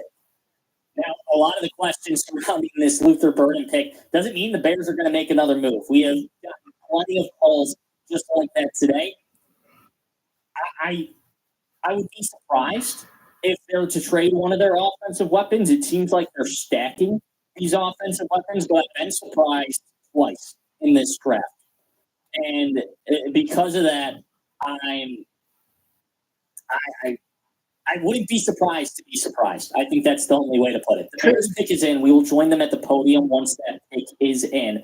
So we'll keep it right here for now. We're taking it all the way up to White Sox baseball. Jeff Miller will have your pregame show in just a bit. Bears fans, my question to you is, now that the Bears have addressed the tackle position in this second round, still, are you a little bit more comfortable with this Luther Burden pick? And does the Luther Burden pick make the Colston Loveland pick look worse? Because now there are 5 mouths to feed in the passing game in this offense. And we're not even talking about DeAndre Swift yet. DJ Moore's probably your wide receiver 1, right? No. Wide receiver 2, I'm going to guess. It has to be Rome right now. Roma Dunze. Oh, yeah, it has to wide be. receiver 3 is Luther Burden.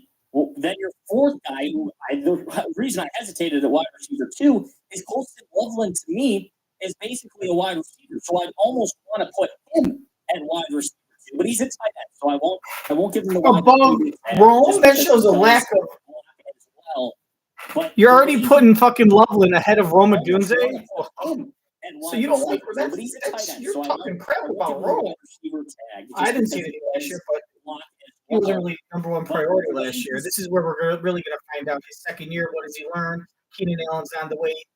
Now this is the time where he's going to prove us he's worth the pick. If he doesn't do good this year, he's never going to do good. He'll just be mediocre at best. Second straight, it'll be another Juju Smith-Schuster, and it'll be a bad pick, considering not because he's a bad player, but because of where we drafted him at. And that Jared Verse is going to haunt us. You traded for Montez Sweat, you paid him all that money. Why do you spend all that money in trade capital, draft capital on Montez Sweat if you're not going to build around him and get him a complimentary edge rush on the other side? Just doesn't make sense. There's a purpose. Part 1 leads to part 2. It's a stepping stone. And you do step 1. It's like play Super Mario Brothers. That's a game, by the way, for a system called Nintendo. I don't know if you've heard of it. It's like going to going through beating World 1 in Super Mario Brothers, and then jumping on the flag and saying, "Oh well, I guess I just beat the game. I'm just going to quit. That's good enough for me." No, or go through the warp zone. You go through the warp zone down the green tube, and you go straight to World 4. You're like, yeah, you know what? That's good enough. Trained as a 6'6" guy, the most comparable player, the way he plays, not talent level wise, that I've seen is Jimmy Graham. He plays like an out wide receiver more than he plays like a tight end. So I view him more as a wide receiver pass catching weapon. And then he got Cole Kmet too, the pass. This sucks. So, Okay. there is a lot of mouths to feed in this offense. The Bears have yet to take a defensive player in this draft as they head into their fourth pick of this draft. Their 3 picks so far: Luther Burden, wide receiver, Missouri at pick 39, Colston Loveland, tight end, Michigan last night at pick 10, and then Ozzie Trapillo was the offensive tackle they took from Boston College here with their second pick of the second round. The pick is in for the Chicago Bears. We will join at the podium once that's in progress. It looks like the broadcast is at commercial break right now. Marcus on the south side, we'll take you real quick before the Bears get their pick in on your thoughts on the Luther Burden pick. Real quick. Hey guys, thanks for bringing me. Of course. I don't know. I think we should just slow our roll early here. I mean, until this kind of all plays out before we really judge it. Because I mean, the most important player right now on our team is Caleb Williams. I agree with that. Getting him right, developing him, because I don't think he developed very much last year. And I know the wide receiver pick's a little head scratching, but I mean, Ben Johnson, we brought him in here to fix the offense, right? Yeah. He's gonna do that. And I like the move at tight end because we ran a lot of 12 personnel in Detroit. And I think that's going to open up Cole Kmet more too, because I mean, they're going to use him as a blocker too. But I know he can, that's Loveland, he can run routes as well. So he's more elusive than Kmet in that aspect. 100%. I view him more as a big wide receiver than I do a true tight end. And that's not to discount what he does at the tight end position. He's not an elite blocker. He's not like your George Kittle. He's going to be more like how Jimmy Graham played, in my opinion, more like how Sam Laporta plays, where you'll spread him out wide and he's just going to be another option in the passing game. Right. And I think, I mean, at least I think that will only benefit Caleb because, I mean, what we have 3 or 4 games last year where Kmet wasn't even targeted once. Well, but who's that on? Is that on Cole Kmet? Yes, because he's a slow fucking piece of shit that can't get open in less than 3 seconds. And he's still going to be a check down guy, but they can't rely on him. It is on Cole Kmet because he's slow and he's a terrible route runner.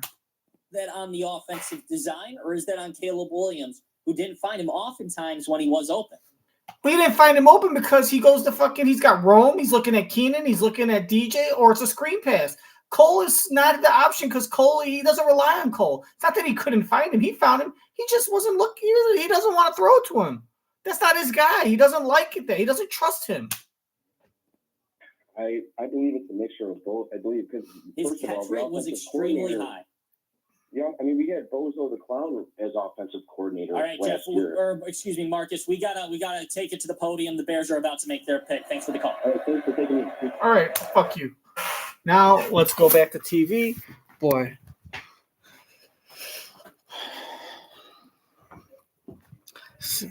I swear to God, if they were thinking that they were going to take Ratledge, if Ratledge was going to be available later, It works best. It looks like migraine pain relief within 2 hours.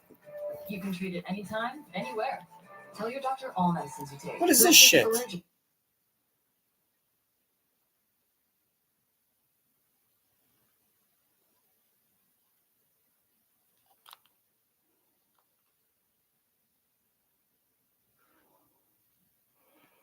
Who did Ravens select? Mike Green. Oh, the edge rusher. That's who we wanted.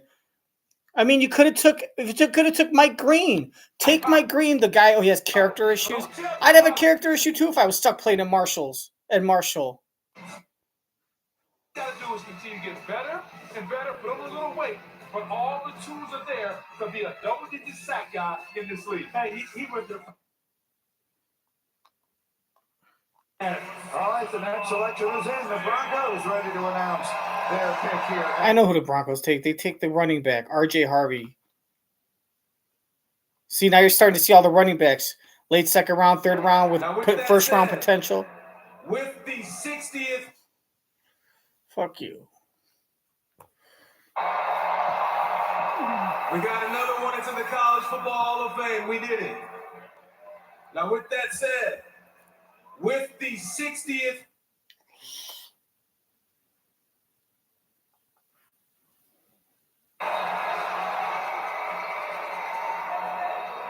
Oh, baby. It's a blessing to be here. Broncos country, let me hear you.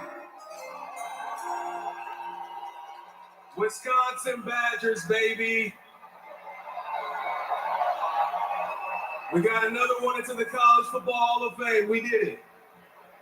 Now, with that said, with the 60th pick in the 2025 NFL Draft, the Denver Broncos select R.J. Harvey, running back, UCF. He's 24 years old. 24 years old, 5'8", 205. I don't know, man. Let's hope Sean Payton sees something. I mean, that's all you could do is just trust him. And I haven't done a lot of homework on RJ Harvey, so 205, 5'8", he seems stacked. I mean, they don't seem too excited. Direction instead in round 2. They take the runner, R.J. Harvey. The picks are starting to come. Look at the fucking draft room. Jesus Christ. They seem really fucking, like, depressed. Direction instead in round 2. They take the runner, Look at them. R.J. Harvey. The picks are starting to come quickly now. Washington is on the clock. They don't seem happy. What the fuck is that? Wow. Is it the altitude or the weed?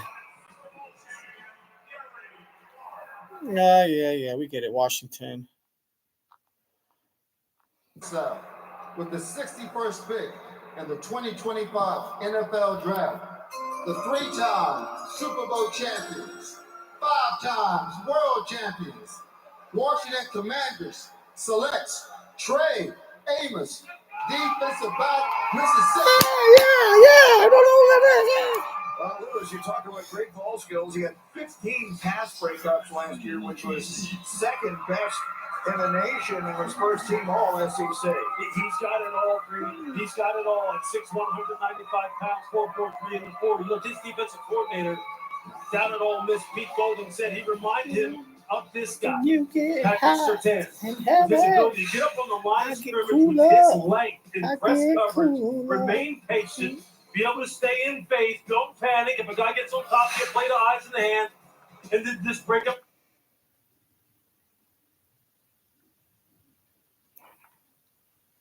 That needs another lockdown guy on the outside. But Marshawn Lattimore just didn't look the same as he did in New Orleans when he got to Washington last year. Philadelphia exposed him. We don't know if he's healthy or not. We don't know what he's going to look like in 2025. But I'll tell you this, Trey Amos is going to play a big role in getting that defense back to where it needs to be. All right, so he goes off the board perhaps a little later than we had expected. We'll take a short break. The Bears have had a very busy night. They've already made 2 picks in this round 2, and they will make another as we continue from Green Bay right after this.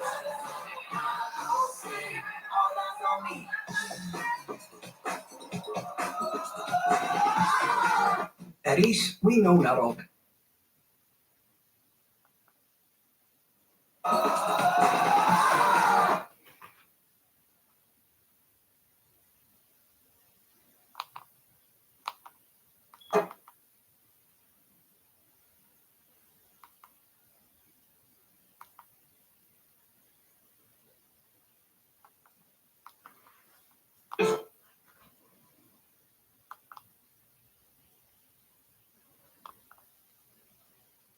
It's too.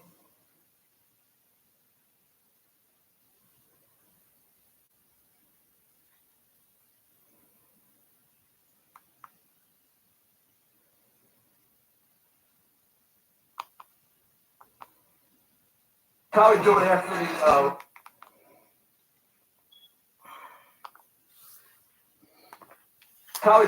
the round over? Welcome back to the 2025 NFL Draft. We are presented by Courtyard by Marriott, a member of Marriott. Envoy. The fans in Green Bay have had a lot of chance to celebrate here, having the draft in their town, and they've had a lot of opportunities to boo during this round, too, because the Chicago Bears, with some maneuvering around, are about to make their third selection of this second round, and we still have round Who is three this? to come later. Charles Here Tillman? comes Chicago with pick number 62. I don't know who the fuck to pick. An edge rusher. Jack Sawyer. This has to be Jack Sawyer. Y'all must be booing this bad weather y'all gotta live in year round. Because I know y'all not booing the best team in the division. But I ain't serious, no. We won 5 games. Should have won 4. In the 2025 NFL Draft, the Chicago Bears select Shamar Turner. Okay. Defensive tackle from Texas A&M.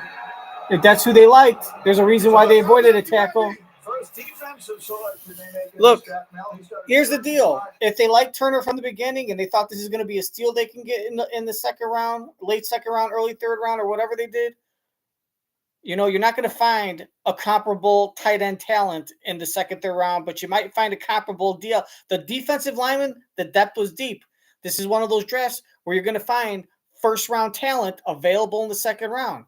Is this a guy that last year or maybe next year, is this a guy that last year would have been drafted in the late first round, early second round?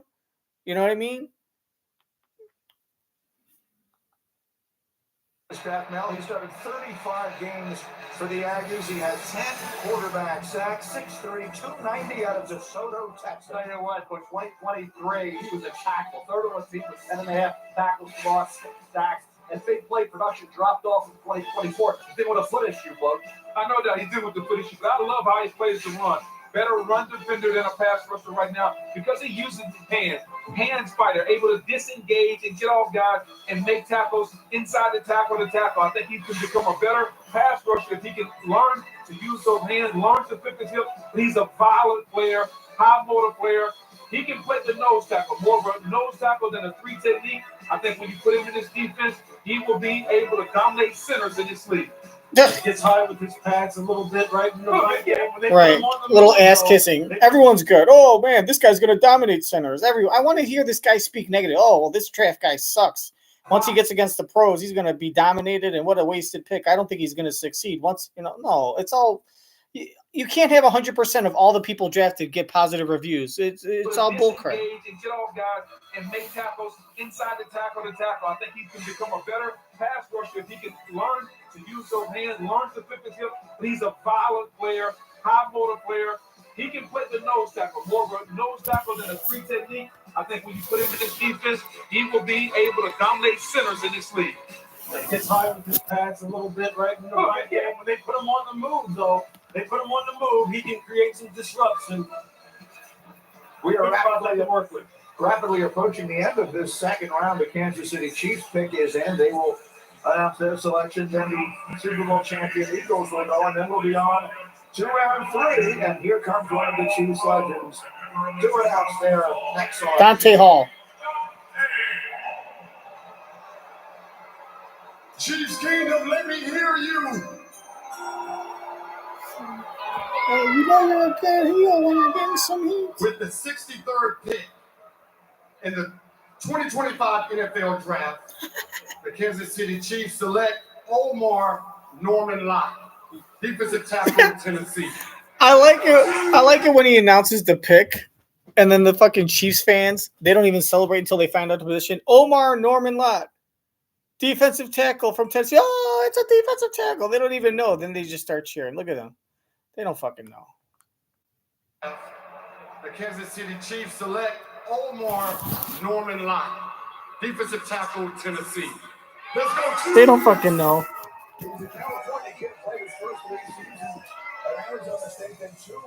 That's hilarious.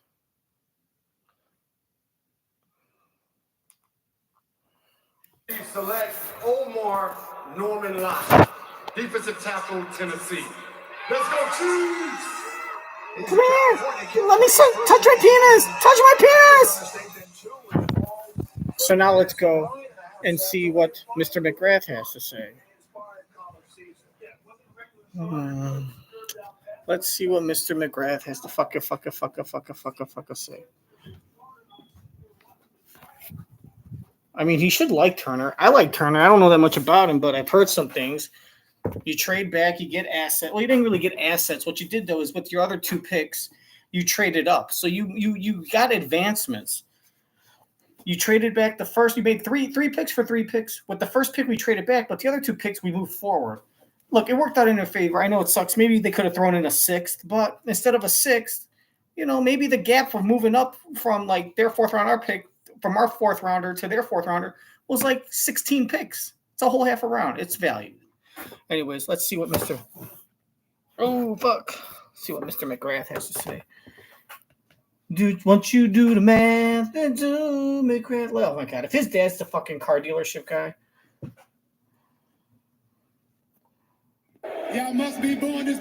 The Bears are about to make their pick. Thanks for the call. Thanks for taking me. Y'all must be born this bad weather. Y'all gotta live here year round. Cause I know y'all not born the best team in the division.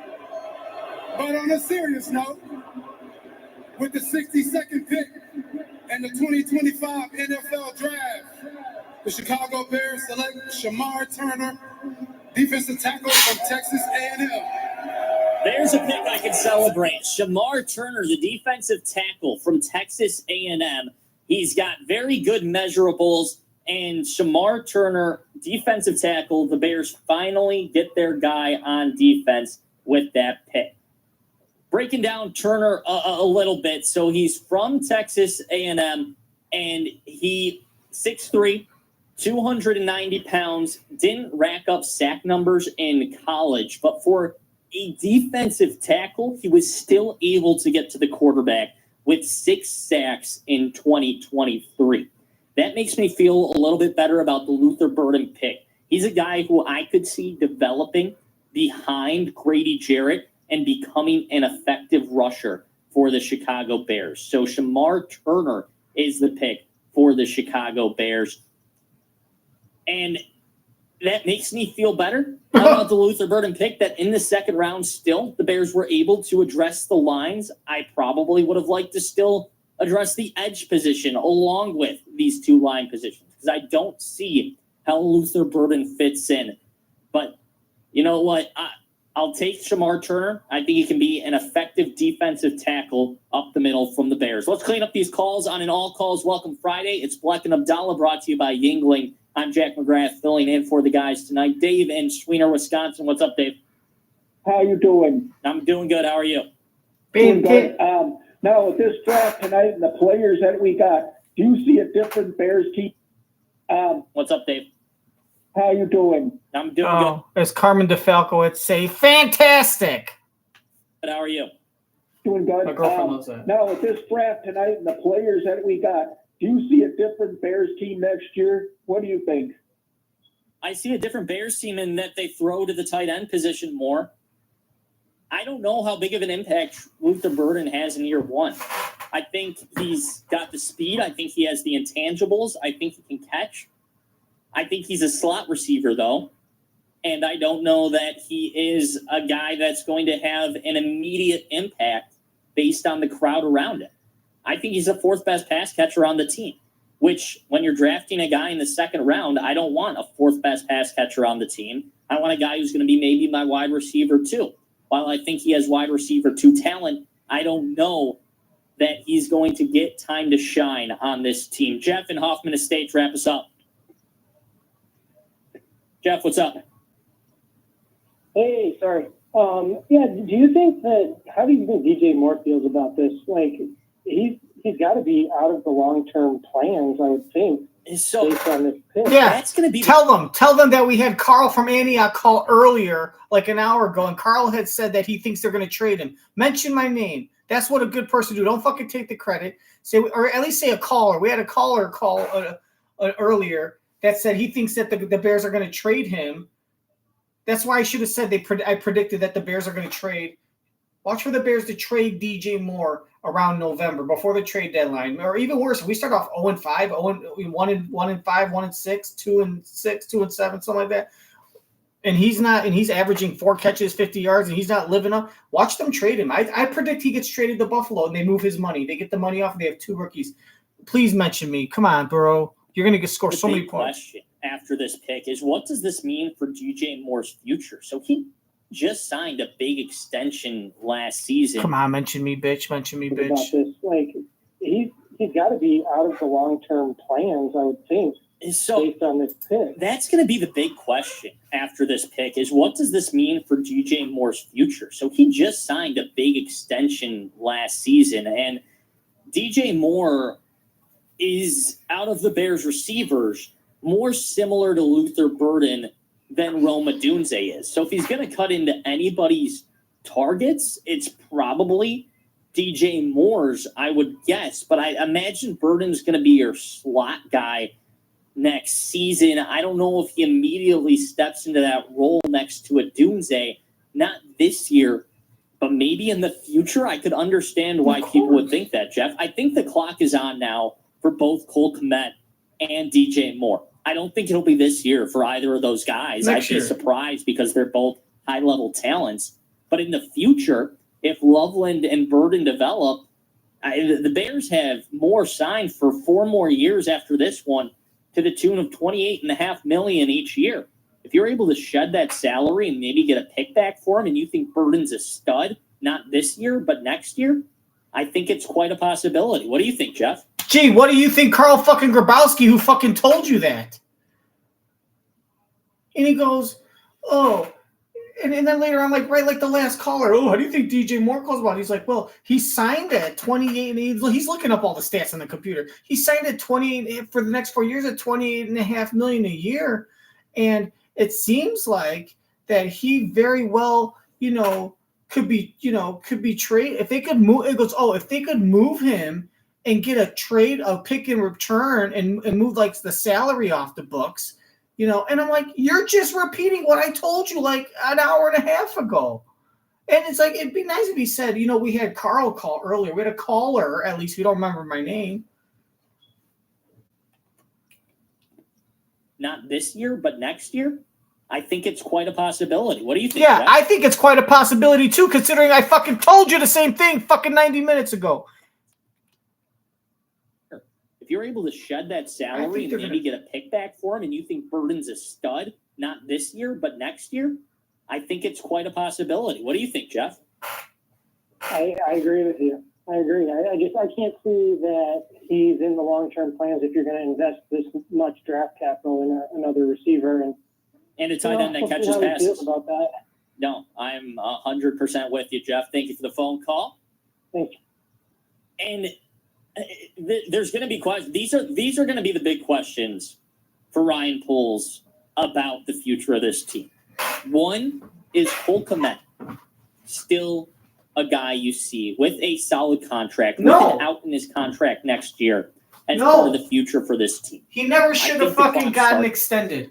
I mean, Cole Kmet's been hot garbage ever since he was drafted. He's too slow. He runs like he's got crap in his pants. He can't get open. He can't create separation between him and his defender in less than 3 seconds, which is the time that Caleb needs to target him. That's why he doesn't throw to him, because he's too slow and he doesn't get open. That's why he just runs these check down routes where he's a goal line specialist. He breaks through in between like the edge rusher and the tackle, or if the linebacker creeps up and he fakes blocks and then he cuts out, runs like 2 yards and then cuts out towards the sideline. That's all he's good for. I would have traded him last year. I wanted to trade him and Keenan Allen last year. If you're not going to re-sign Keenan, why the hell didn't you trade him? Because the Steelers were looking. They traded a 5th round pick. They traded a 5th round pick for Mike Williams. I'm pretty sure they would have given us a 5th round pick for Keenan Allen. And hell, I would have taken a 6th round pick for Keenan. And you could have given him to the Steelers and we could have gotten a 6th rounder instead of just nothing. I would have traded Cole and Keenan. In fact, I called Carmen and Yurko last year on the day of the trade deadline, and I said that we should trade them both. I thought Cole could go to the Jets or maybe the Dolphins, and Jonnu Smith ended up having a great year at them. But still, I don't think – look, DJ Moore might be able to get a 5th, a 4th or a 5th, depending, maybe a 6th, depending how much of the salary we take on in the trade. But with Cole Kmet, look, no one's going to want his ass. If you could get a 7th round pick for Cole, take it. But no one wants Cole. No one trusts Cole Kmet's going to be the missing piece of their Super Bowl puzzle. Swear to God. He's just going to have to play out his contract and just, who knows, Make him the water boy, but he's never been good. And when his contract's up with the Bears, he's out of the league. I don't think anyone's going to pay him the money to even be a second string or a backup tight end because he's going to want too much money. Unless he's willing to sit there and take like the league minimum, he's going to take a 3-year deal for like $2 million or something. I mean, I'm sure there's someone that'll pay him more, but like a 3-year deal for like $8 million, that's what they'll get. We're paying him 12 and a half.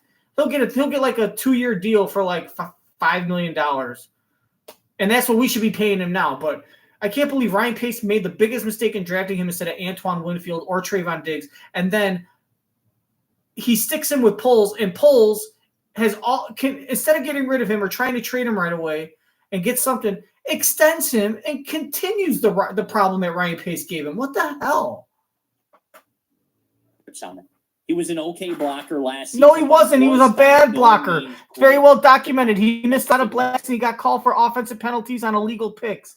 He doesn't do his job well. Get off fucking Cole Kmet's pussy. I know you don't get a lot. Is Cole Kmet. Just because you don't get pussy in real life doesn't mean you got to fucking tuck Cole Kmet's dick in between his legs and fucking bury your face in his fucking curly pube pie. Still a guy you see with a solid contract, with an out about the future of this team. One is Cole Kmet. Still a guy you see with a solid contract, with an out in his contract next year as part of the future for this team. I think the clock starts on it. He was an okay blocker last season, but he was by no means great to complement Colston Loveland. I can't imagine that they are 100% certain on Cole Kmet for the next 3 seasons if they were to take a tight end and another wide receiver. Of course. The questions are going to be, will DJ Moore be here after next year and after the year after that? Because no, he won't be here next year because I just fucking told you he's going to be traded in the middle of the season. Will he be here at the end of this season is what you should be asking. Come on, Jack. I'm giving you this shit for free. I thought, will DJ Moore be here after next year and after the year after that? Because I thought he's a guy that's been locked in for the next 3 seasons. But now I'm not so sure. This pick leaves... You know why you're not so sure now? Is because I fucking told you. Even when I told you, you said, I would have called you a half an hour ago and told you there's no way they're trading me DJ Moore. Well, I'm telling you now they will. I'm not even saying there's a good chance. They will. Jesus Christ, this is easy shit, you young fuckers. Seasons. But now I'm not so sure. This pick for the next year and after the year after that, because I thought he's a guy that's been locked in for the next 3 seasons. But now I'm not so sure. This pick leaves a lot of questions. So the Bears come away with 3 picks in the second round after a trade with the Buffalo Bills. They trade away their 3rd, but they added an extra 4th tonight. Before we get out of here, let's recap what the Bears did. So at pick 39, the Bears took Luther Burden, the wide receiver from Missouri. He is a surprising pick. He's quick. He's fast. Will play more out of the slot and can get the ball in multiple areas of the game. Averaged 12.8 yards per carry last season. And I could see him at the peak being a Deebo Samuel type player. No. Ozzie Trapillo, an offensive tackle from... Let me just interrupt that. Deebo Samuel, maybe that 1 year he was good in his best season. I think at his peak, Jesus. At his peak, this guy could be Andre Johnson. At his peak. That's his ceiling is Andre Johnson. If you want something that you think is a little more realistic, but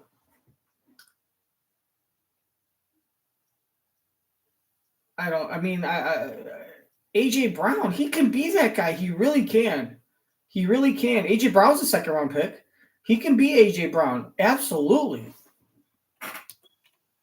College, who's huge. He's not going to be Justin Jefferson or Jamar Chase, right? But he could be AJ Brown. He could be, gosh, I don't know if you want to say DK. I'm trying to think right now. He's not going to be Tyreek Hill. He's not going to be, DeAndre Hopkins when he was with the Texans. He's not going to, he could be Jerry Jeudy last year. He could be the way Jerry Jeudy performed last year. That he is that that good. He does have that possibility. Ozzie Trapillo, an offensive tackle from Boston for Kerry last season, and I could see him at the peak being a Deebo Samuel type player. Ozzie Trapillo, an offensive tackle from Boston College, who's huge, 6'8", 316. The questions are going to be about Trapillo's agility. And then you got your man up the middle. Shamar Turner is going to be the defensive tackle in waiting for the Chicago Bears. So those are your picks tonight. Colston Loveland was last night's pick for the Chicago Bears. We're going to send it off to the White Sox at A's. Jeff Meller's pregame show is coming up. A huge thank you to Coach Eli Drinkwitz for joining us. A huge thank you to our producers, Kendra Smith and Hannah Lamata. This has been Black and Abdallah, brought to you by Yingling on ESPN 1000. Individuals and businesses with tax problems. Listen carefully. Do you feel like you're losing control of your bowels? Control of your finances with tax problems. Listen carefully. Do you feel like you're losing control of your penis? Businesses with tax problems. Listen carefully. Do you feel like you're losing control of your penis? Finances? If you owe over $10,000 in back taxes or feel like you're losing control of your penis? Businesses with tax problems. Listen carefully. Do you feel like you're losing control of your bowel movements? Try Kendra Smith's mouth. That's rude. I apologize. He just said the name, so that was in my mind. I have no idea who that woman is. I apologize to her. She sounds like a sweet girl. She's the girl that helped me on the producer line.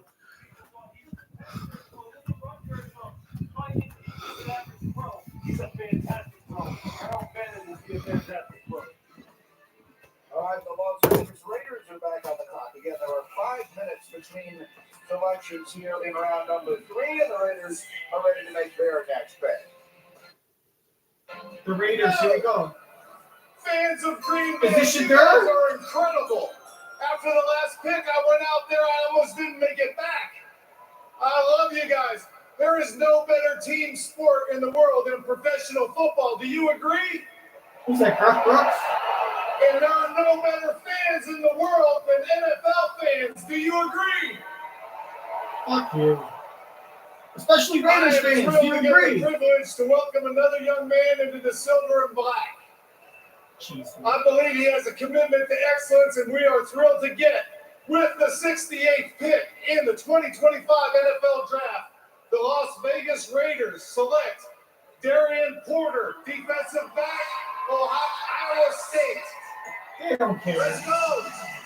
Well, he spent 6 seasons at Iowa State, initially as a wide receiver, played primarily on special teams before switching to corner, where he started 7 games last year. No doubt, Green. You talk about the other. No doubt, Green. You talk about this, man. I'm telling you. Anyways, we're going to call this a fucking wrap. April 25th, 9 o'clock on the dot. My battery's running out. We're just started the 3rd round. So you got a little bit. You got the Bears picks in the 2nd round, all the info mixed in with fucking Jack McGrath. He started off my call. The whole call was on the audio. The whole call was on the audio in the office. But me making the call, it got cut off because my computer's a piece of shit. And I had a really great conversation with Kendra on the phone, complimenting me and putting me right through. Seems like she kind of let me cut straight to the front of the line. She's like, she gave me a gold star and said, I like your take. You know what? I kind of agree. They're going to trade DJ Moore, get that money off the books. I like that. You're going to go first. But you know what? Fuck me up because I wasn't ready to record it. Anyways, we're going to wrap that up. Day 2 of fucking the draft. Carl Grabowski signing off. Like, subscribe, fucking comment. Thumbs down. I don't give a fuck. Check out my other video, though, where I fucking ranted before I rebuttal against fucking Carmine Joko, who I called earlier today.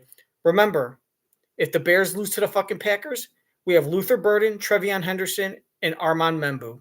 But no, had to win a meaningless game. It's okay to lose to the fucking Packers. Once they beat you 10 times in a row, what's 11? Who gives a fuck? I'm Carl Grabowski. Bear the fuck down. And remember, if you can't fuck me, then go fuck yourself. Tastes good. At least is what your mom said. I'm just joking. Where's my heroin?